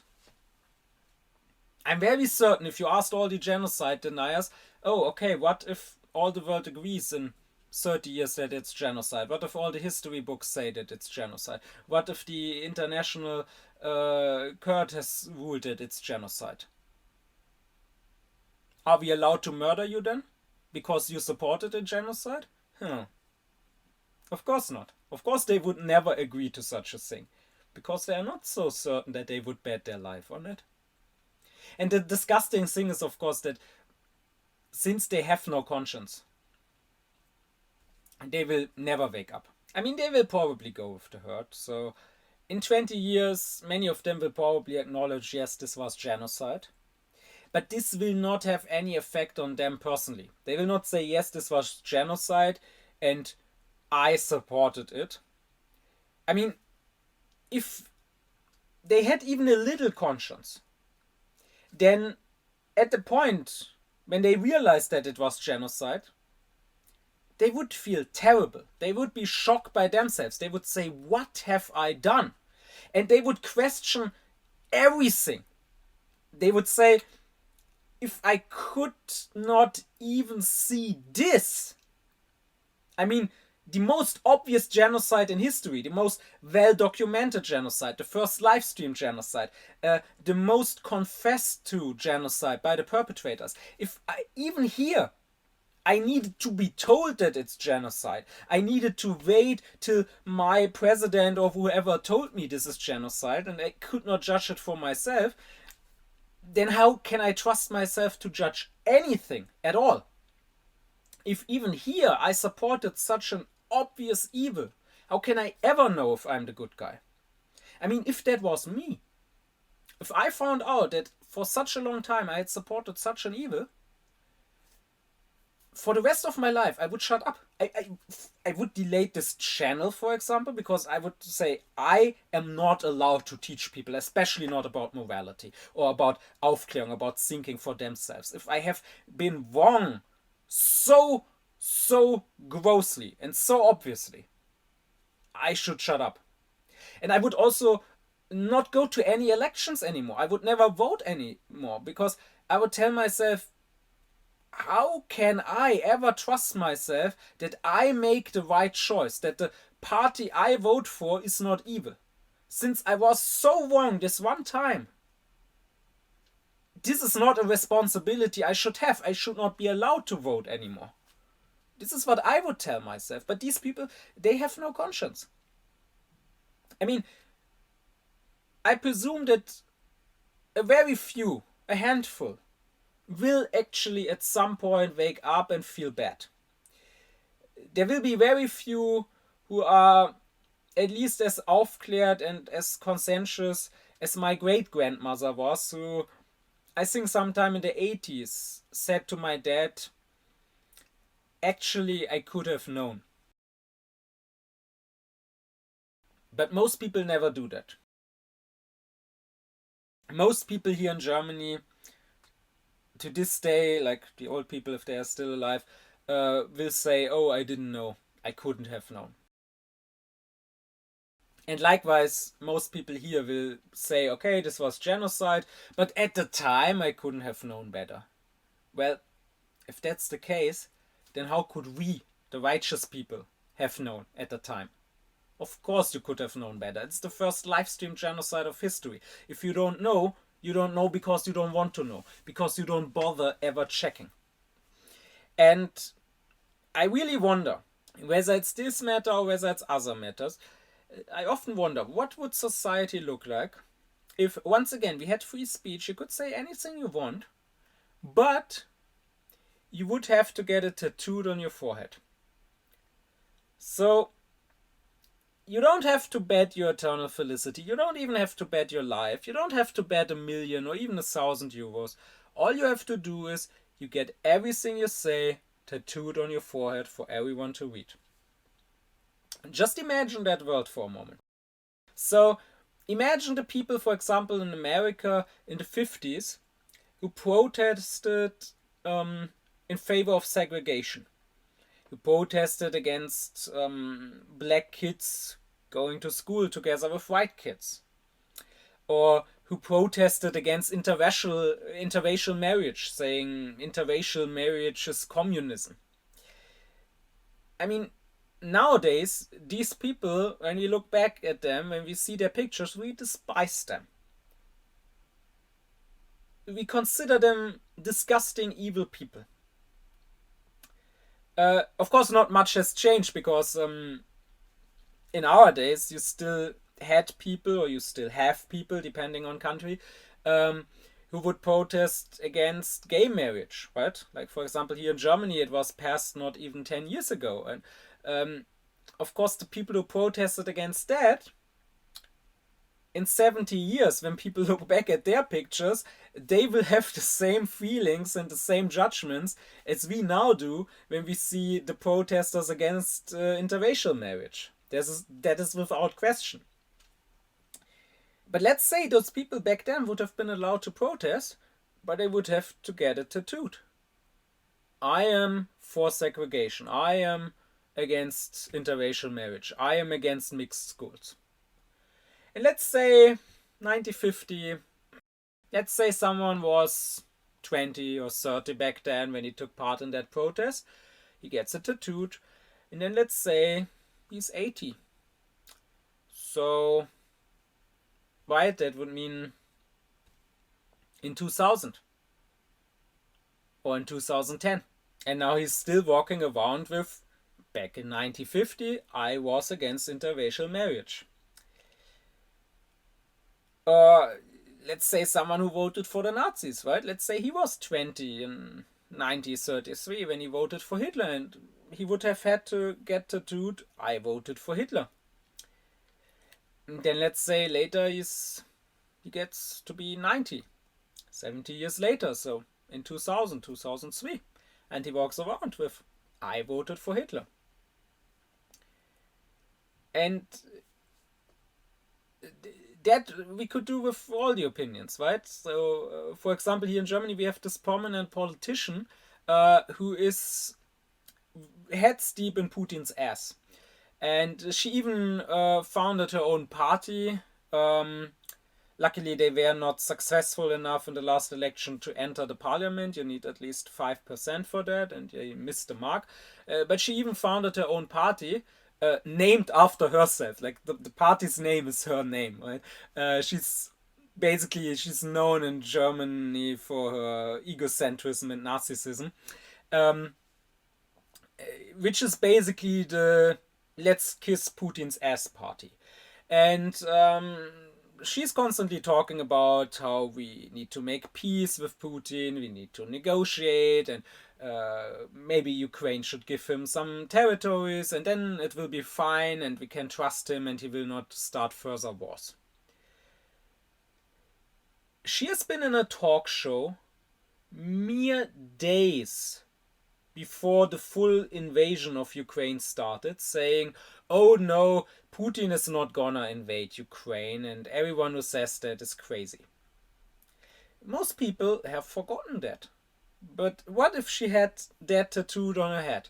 And now whenever she sits in a talk show now and says, oh, we should negotiate with Putin and we can trust that he will stick to whatever we negotiate, every time she said that, she had on her forehead, I believed that Putin would not invade Ukraine. And the same for all things. The same with the genocide in Gaza. Imagine people were allowed to say whatever they want about whether there is a genocide or not, but they would have to get it tattooed. I believe that many of the people who now say there is no genocide, if they had to tattoo it on their forehead, would maybe think twice about saying that. Which proves how little conscience they have now. Because they say something which they are not certain of. They say something which they would not dare tattooing on their forehead, making sure that it can be read even in 30 years. I, for that matter, would not have a problem tattooing on my forehead there is a genocide in Gaza, and I said it not directly from the start, but I said it early on. I would not have a problem with that, because I'd wager that with the passing time, I would not get cancelled more and more for that, but rather I would be applauded more and more for that. Now, of course, that's a lie. I would not want to tattoo that on my forehead, but purely for aesthetical reasons. Like, I would prefer not to tattoo anything on my forehead. But the point is, I would not mind anyone who meets me immediately for the rest of my life being reminded where I stood. And that's my point when it comes to this bet. If you are not willing to bet and you still support this opinion, you still spread it like you were convinced when clearly you aren't, because if you were, then you would be willing to bet, then you have no conscience. And with this, it hopefully makes even more sense why Kant is so vehemently against any sort of consequentialism. So any sort of moral theory that says it is about the consequences of our actions. We should try to pick the action with the best consequences. While Kant says, no, we should pick the action that is good. We should have a good will, and we should do what is right and just and not mind the consequences. I discussed that in its own lecture on why morality is not about the consequences of our actions, but hopefully it's even more clear now, because Kant would say you cannot possibly know the consequences, so you could not bet on that. You could not bet on this action having a good outcome. So you can never conscientiously be a consequentialist, right? I used the famous trolley example in that other lecture, where you have 5 people tied to the rails and a trolley about to run them over, and you can only save them by redirecting the trolley onto another track, but thereby murdering one person who is tied to that track. Now, to the consequentialist, this seems like an easy calculation. They will usually say, well, better 5 people live and 1 person dies, rather than 5 people die and 1 person lives. But Kant would say, you don't know what has the better outcome, right? You don't know if the 5 people you save, maybe one of them is gonna run amok sometime in the future and is gonna kill 20 people. And so by saving these 5 people, 20 people died. So now, in total, if we want to calculate and weigh human lives against each other, which of course is disgusting to begin with, but in total, 15 people died, right? Or actually 16, because you also killed that other person to save the 5. So Kant would say, you cannot possibly, in good conscience, redirect the trolley, because you could not possibly bet your eternal felicity on this really leading to the better outcome, this really having better consequences. What you can, however, bet your eternal felicity on is that you shouldn't sacrifice an innocent human life in order to save others, that it is wrong to murder under all conditions. So that's why you should rather stick to that. And the same is true for the infamous example of lying, right? This is precisely, and I discussed that in my previous lecture on why we must never lie, even if it saves a life. This is precisely why Kant is against so-called emergency lies. Why he says, even if a would-be murderer asks you, is my victim home, it would be immoral to lie. And Kant gives the example that you don't know the outcome. You may lie to send the murderer away thinking you're gonna save the victim, but maybe in the meantime the victim actually walked out the back door without you knowing. And if you had said the truth, the murderer would have come in and searched the house, and that would have given the victim time to escape, while by lying you send the murderer right back onto the street, where maybe he will run into his victim and kill him. You don't know that. So you can't, once again, bet your eternal felicity on this being the choice with the best results. You can, however, bet your eternal felicity on the fact that lying is wrong. So this is what being conscientious means to Kant. And I will just stress that, of course, the condition of it is truthfulness, being sincere with yourself. Again, I discussed that in the previous lecture on why we mustn't lie, even if it saves a life. Where I already said that this truthfulness is the condition of conscientiousness. Because all of what I just said won't work if you are willing to lie to yourself, right? Like this whole trick with the bet.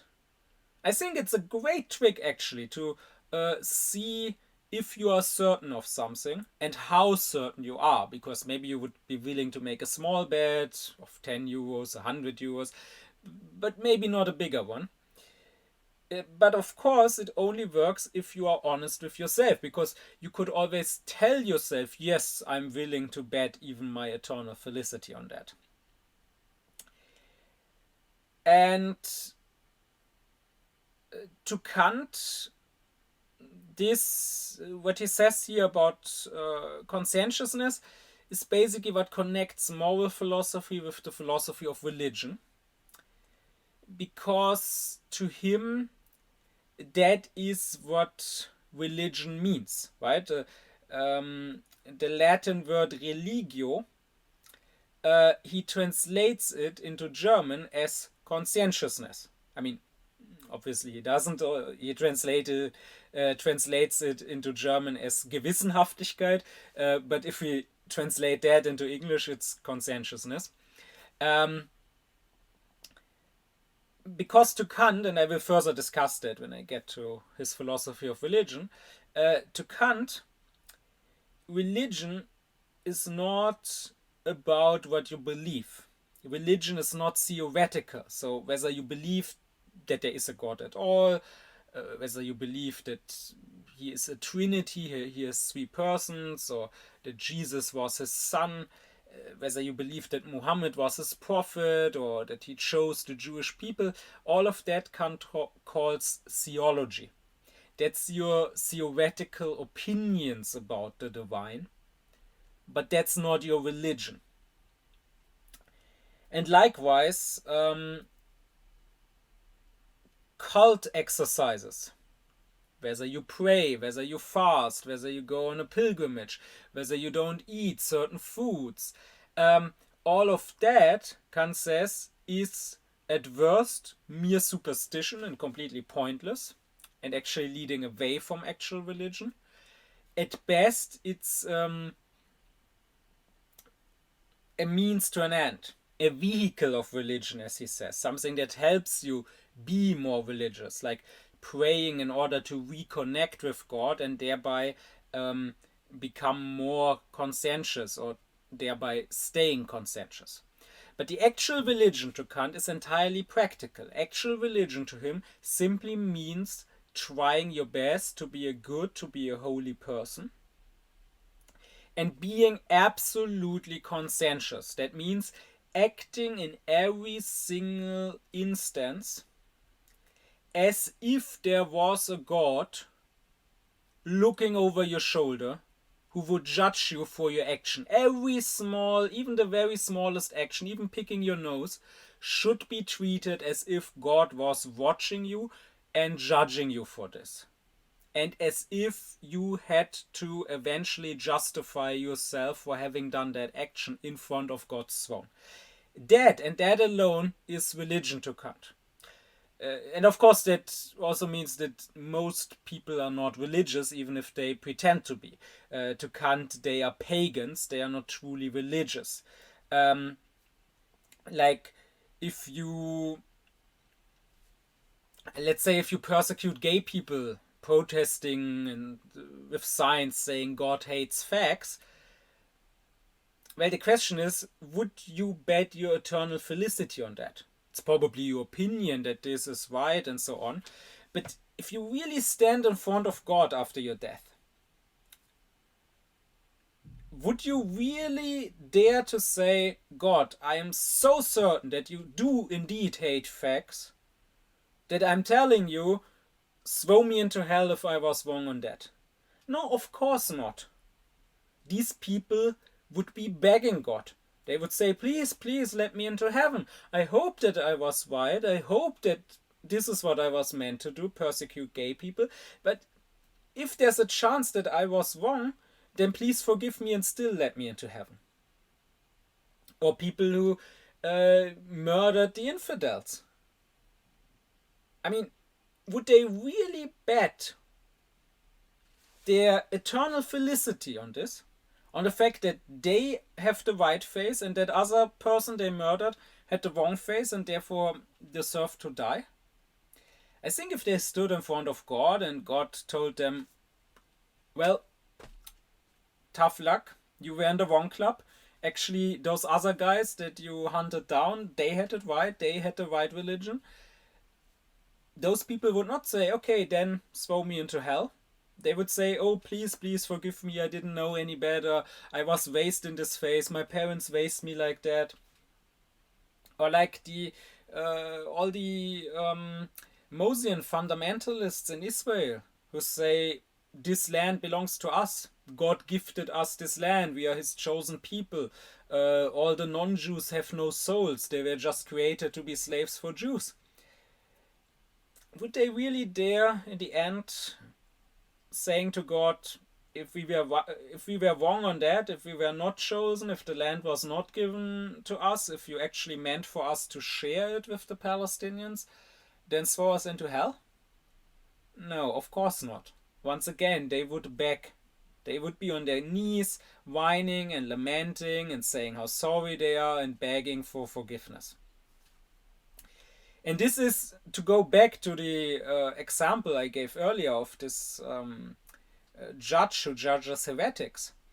This is why Kant says, if you dare say to somebody else, you are condemned for what you're doing, you will go to hell for what you're doing, then you must be willing to also add, and if I'm wrong, then I shall go to hell.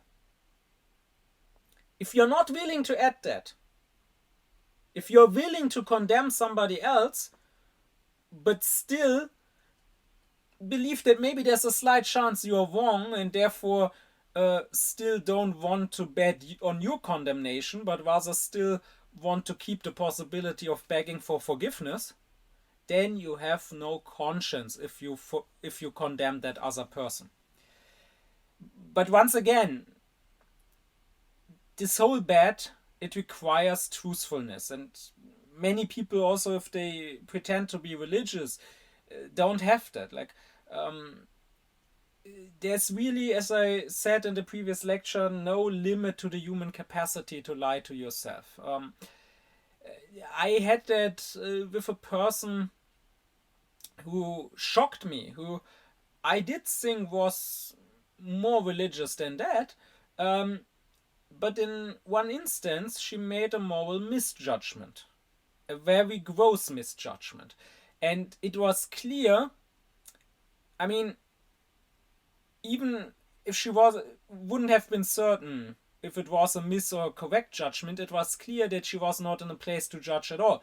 She judged about something happening which she did not witness. She judged about people which she did not know, just from hearsay. And with that alone was willing to cancel. And I asked her, are you really certain? Can you stand for this in front of God? Would you be willing to say, God, if I'm wrong in this one instance, no matter what a great person I might have been otherwise, then throw me into hell? And I mean, she could not have said yes rationally, right? You would have, and that was my point.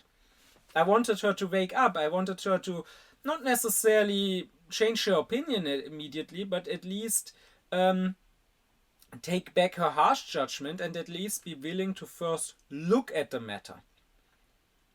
Right? Employ Kant's skeptical method that I talked about in its own lecture. Holding back your judgment till you actually are in a place from which you can judge. But she outright said, yes, I would bet my eternal felicity on that. So she was willing to lie to herself to that degree.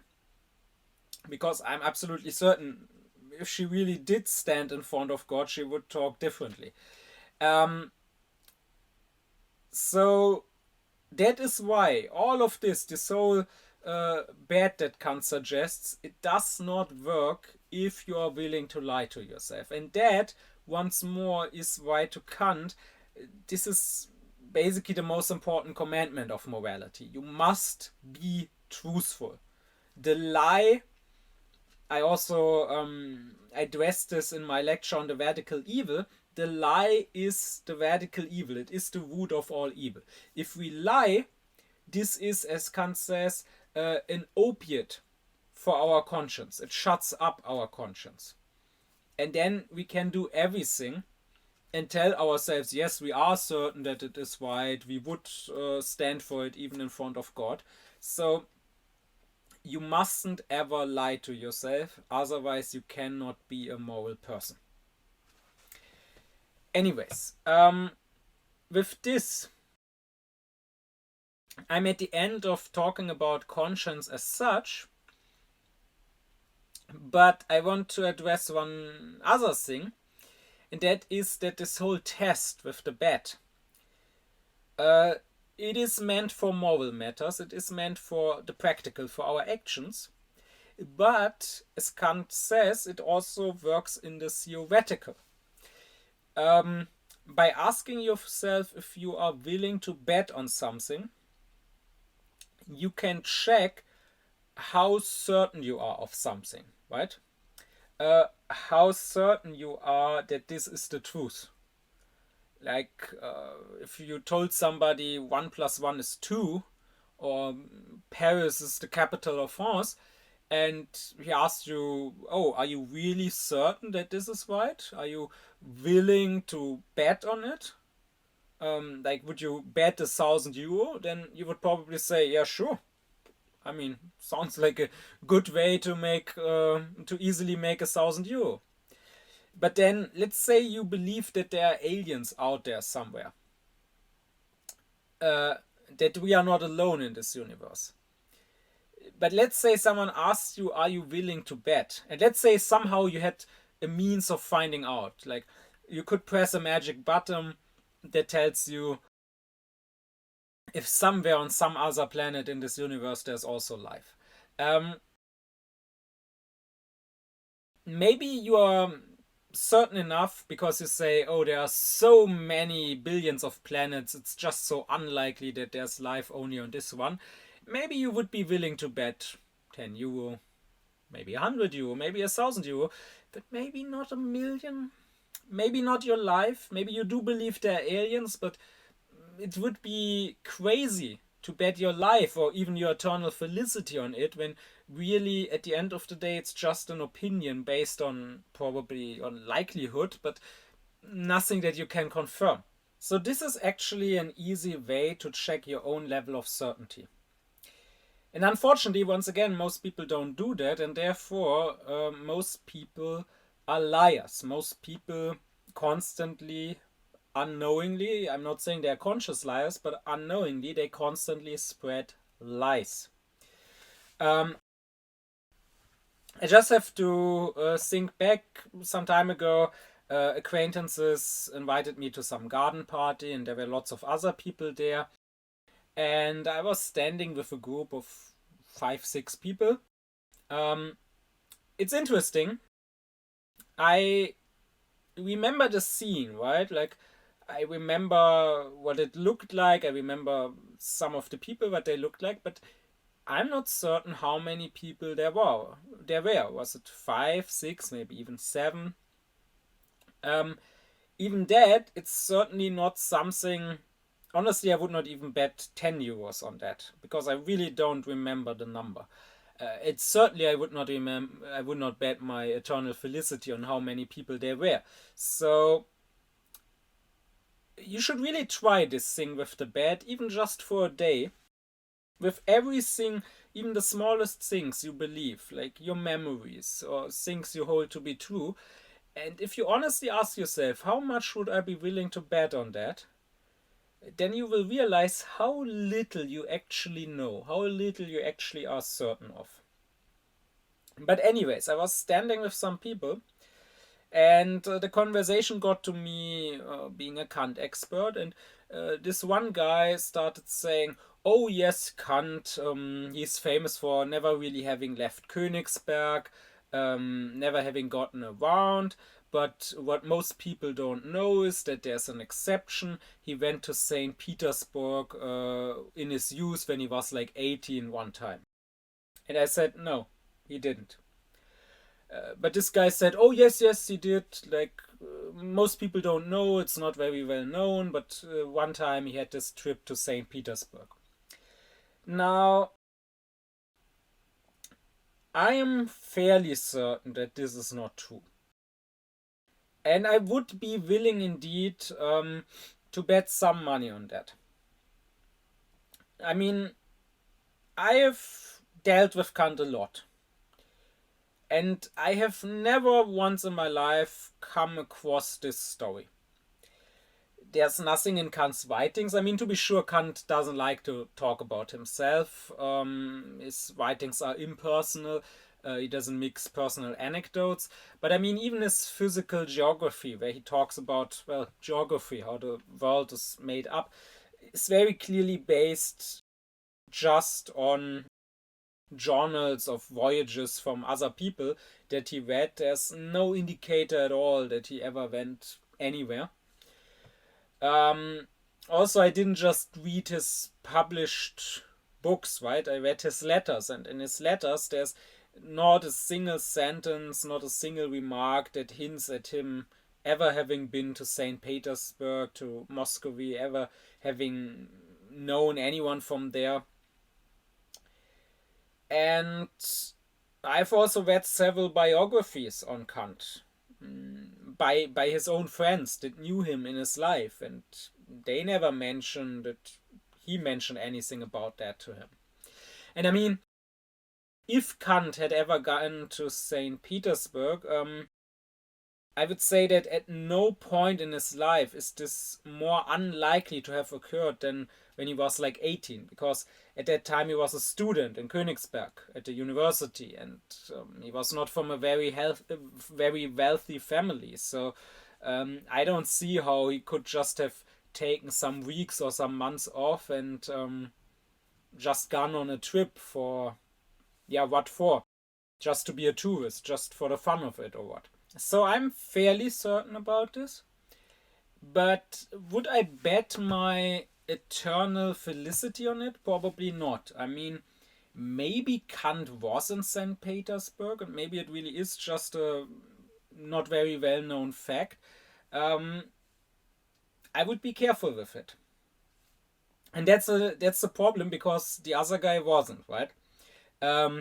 He talked about it as if he was absolutely certain, which I'm sure he was not, even if he believed himself to be, maybe.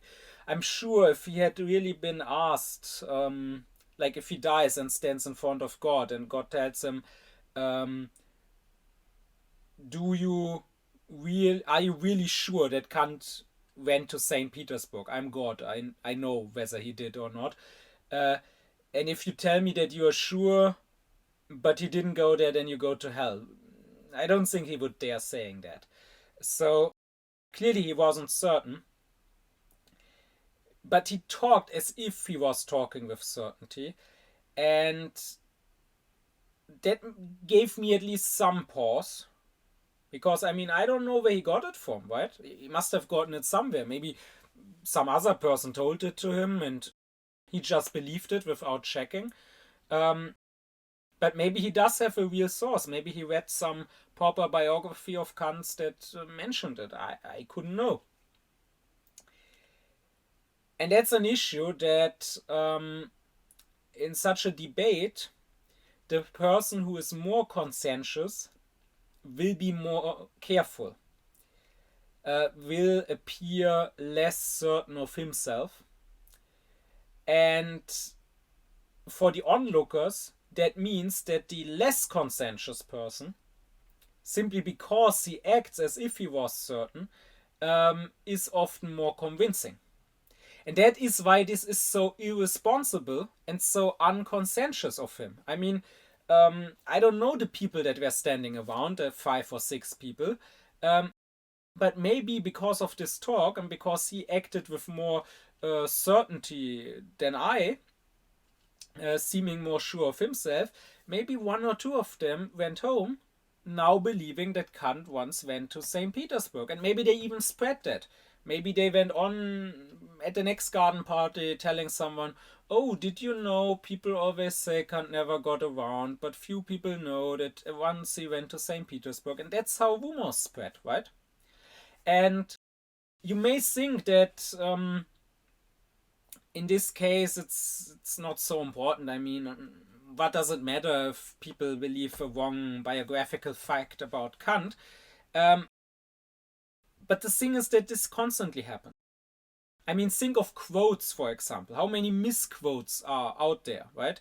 There are these collections of quotes. There are also websites for quotes. And usually these sites anyone can just put any quote on there, right? Without having to give a source. Like, you go to these sites and there's some quote, and then below the quote it just says Albert Einstein or Arthur Schopenhauer or Confucius or Buddha or Mark Twain or Isaac Newton or whoever. But funnily enough, it never says where, right? It just reads Immanuel Kant, but it does not say Immanuel Kant in the Critique of Pure Reason on page 83 or so. And a lot of these quotes are misattributions. Like these quote sites where everyone could put a quote online, they are completely worthless. Like, I would not be surprised if more than half their quotes are wrong. Again, I'm not betting my eternal felicity on that. I don't know any statistical data on how many wrong and how many correct quotes they have, but it would not surprise me. There are so many wrong quotes out there. And of course, there are some famous people that people just love attributing wrong quotes to, right?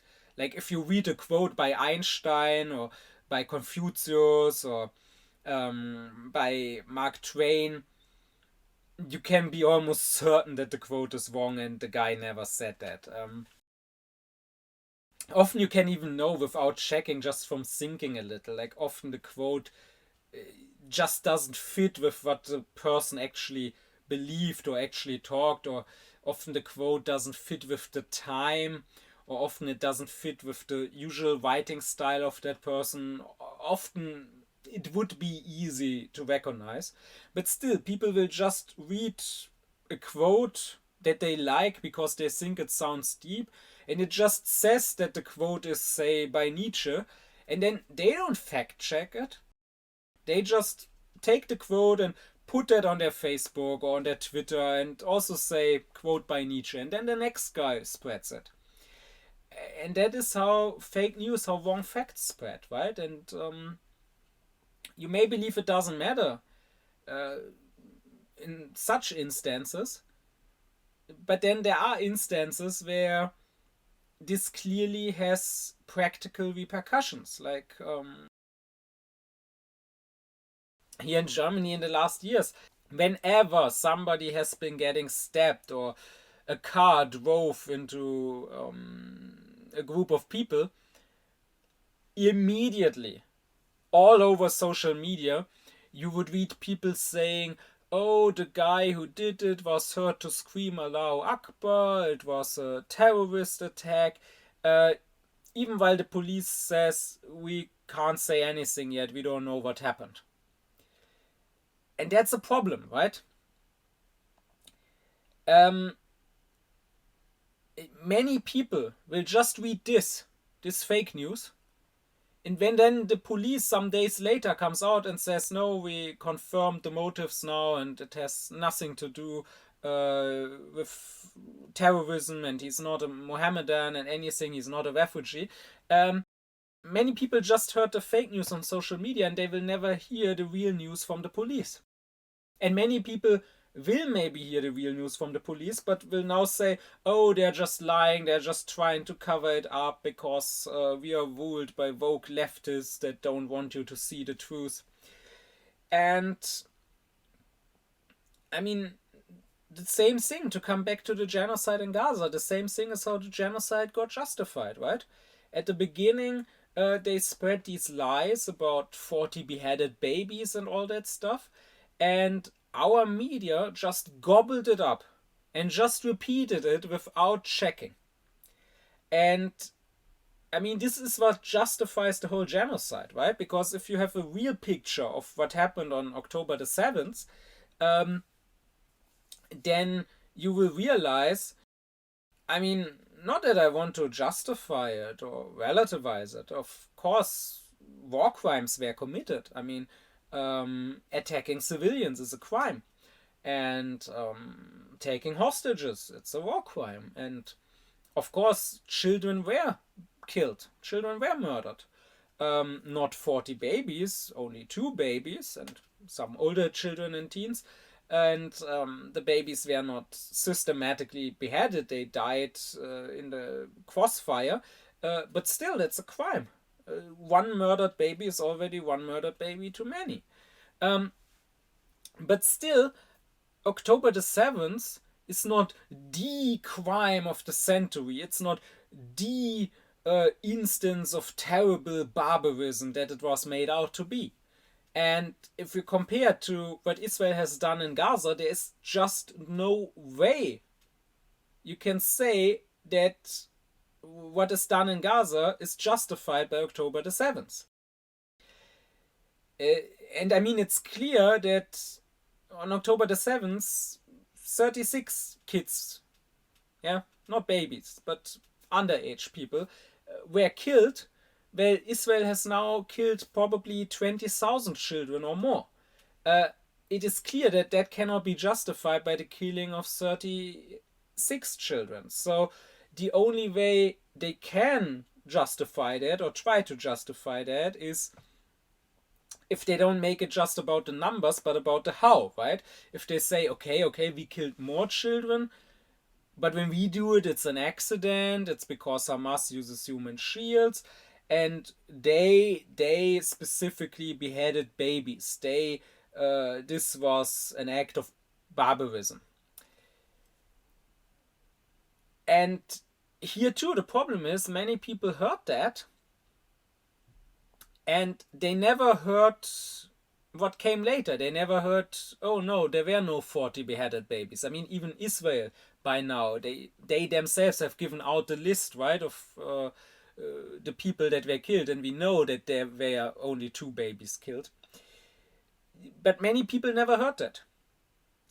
And the problem is, even if they did hear it, many people don't base their opinions on anything rational. They base it on feeling, on sensitivity. So they heard this propaganda, they were shocked by the barbarism, the alleged barbarism of the 7th of October.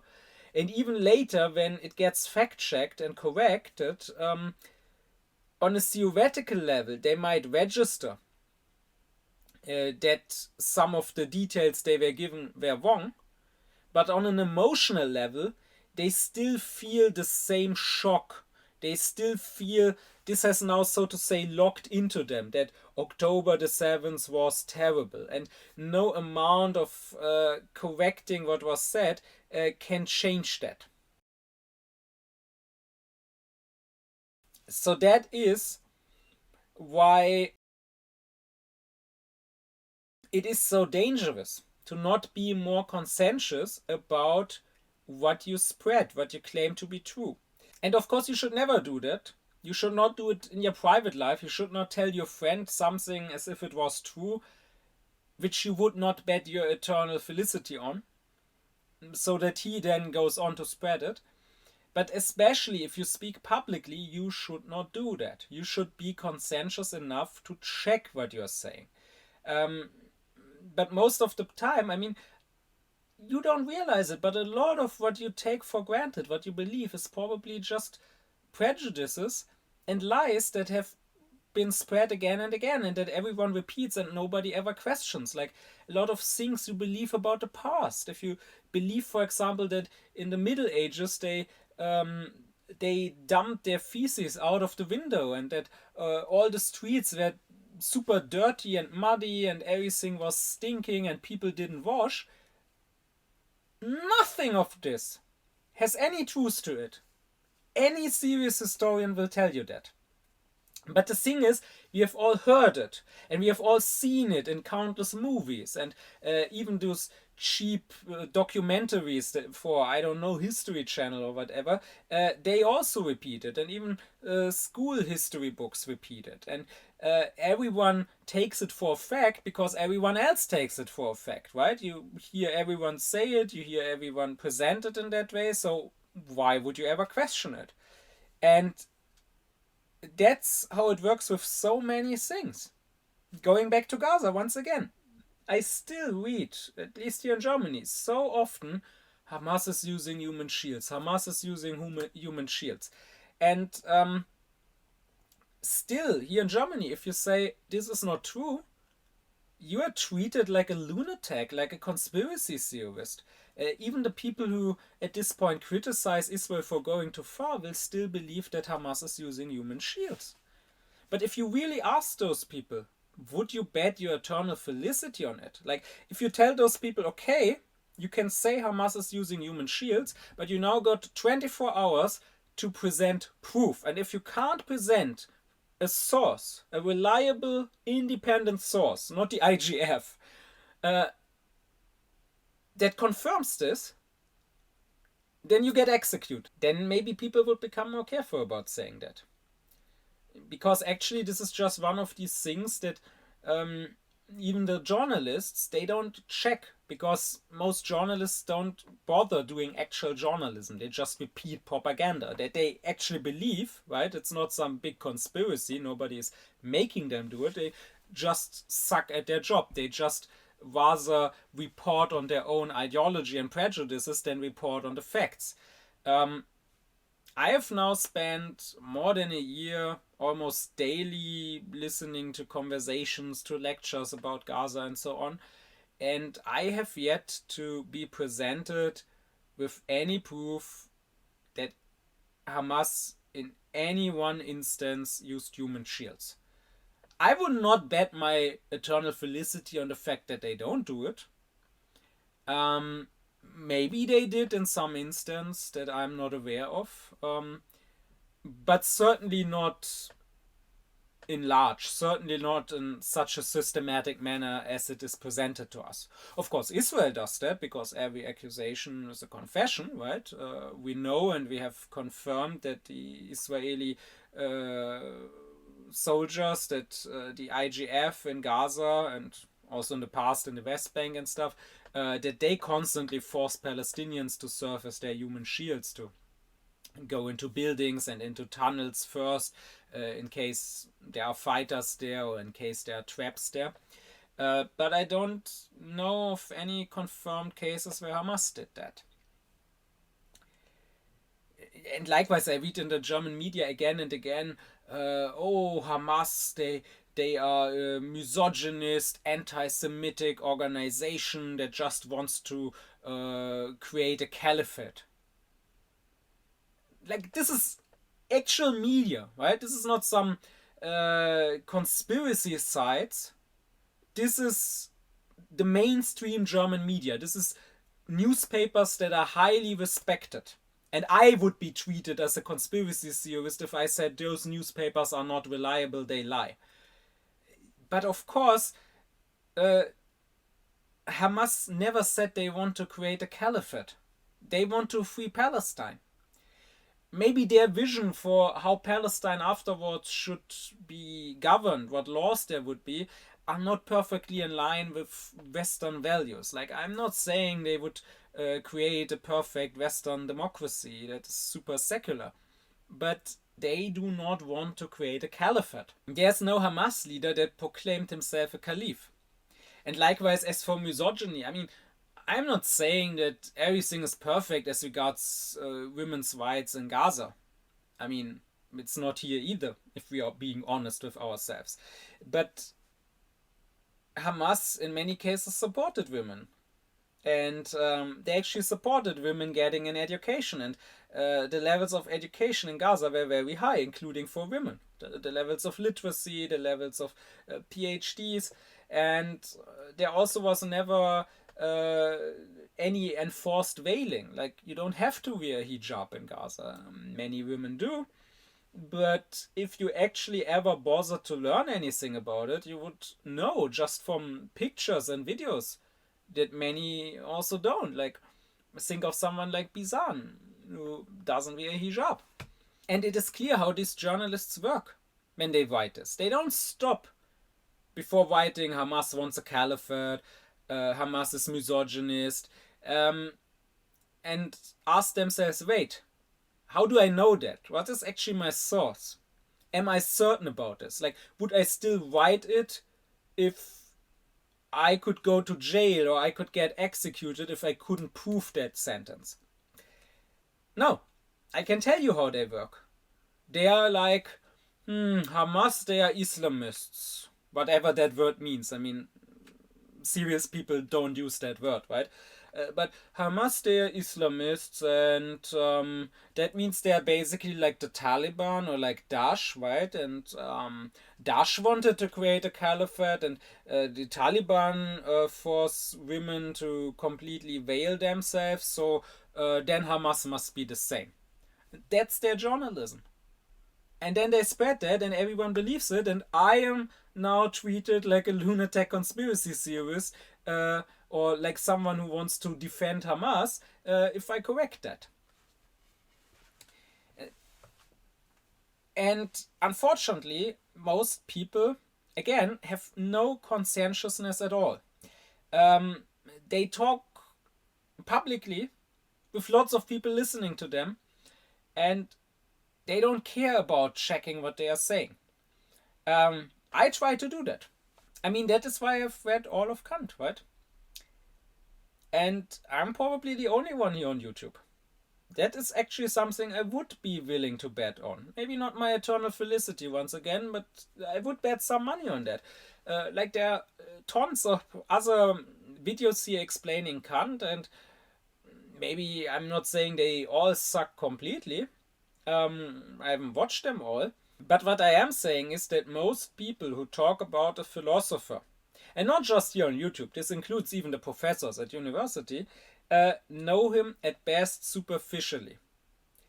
Maybe they just repeat what they have heard in some other video, in some other lecture, or what they have read on Wikipedia. Or maybe at best they have read a little of him, maybe just an excerpt of one of his works, just the introduction. Or maybe they have read 1 or 2 or 3 of his works, but not all of them. Well, that's not what I wanted to do. I wanted to be absolutely certain that what I say about Kant here is correct. That I don't say something wrong and spread misinformation about Kant because maybe I misremember something, or maybe I don't have the whole picture of Kant's philosophy and therefore misunderstand something. That is why, before talking about Kant here and before writing my books about Kant, I read all 29 volumes of Kant's works. I read every single sentence that we have of Kant, every sentence that he ever wrote that has been passed down to us. Be it his lectures, his notes, his letters, and even his published works. And those I had read years before already. Like, I hadn't read all his letters and all his lectures before, but I had read all 9 volumes of his published works, his books and essays that he published himself. But even those I reread, because I didn't want to talk about them from memory. I wanted to refresh it. And this is my thoroughness, this is my conscientiousness, because I take public speaking and spreading information to people extremely seriously. And I'm not saying that I'm not making mistakes. Maybe I'm still at some point saying something which is wrong. And if so, and if somebody notices, I would love to be corrected in the comments, because I don't want to spread wrong information. And I have no problem admitting if I made a mistake somewhere, and it can be shown and proven to me that it is a mistake. But at least I try to only say things that I can bet on. And unfortunately, few people do that. I mean, the only person in public who really has expressed this level of responsibility that I'm aware of is Greta Thunberg, who said very clearly, I have a very close relationships to a lot of climate scientists, and that I think is necessary when you have so many people listening to what you're saying, and especially when you hold speeches that is going to be seen by a lot of people. You need to have a solid ground. You cannot just make assumptions. You need to have facts on everything and sources of everything. And so when I have made a speech like this is almost finished, I send a copy to, it could be one scientist, sometimes it's 5 or 6 scientists and to just let them have a look and make sure everything is as it is supposed to be, and that nothing can be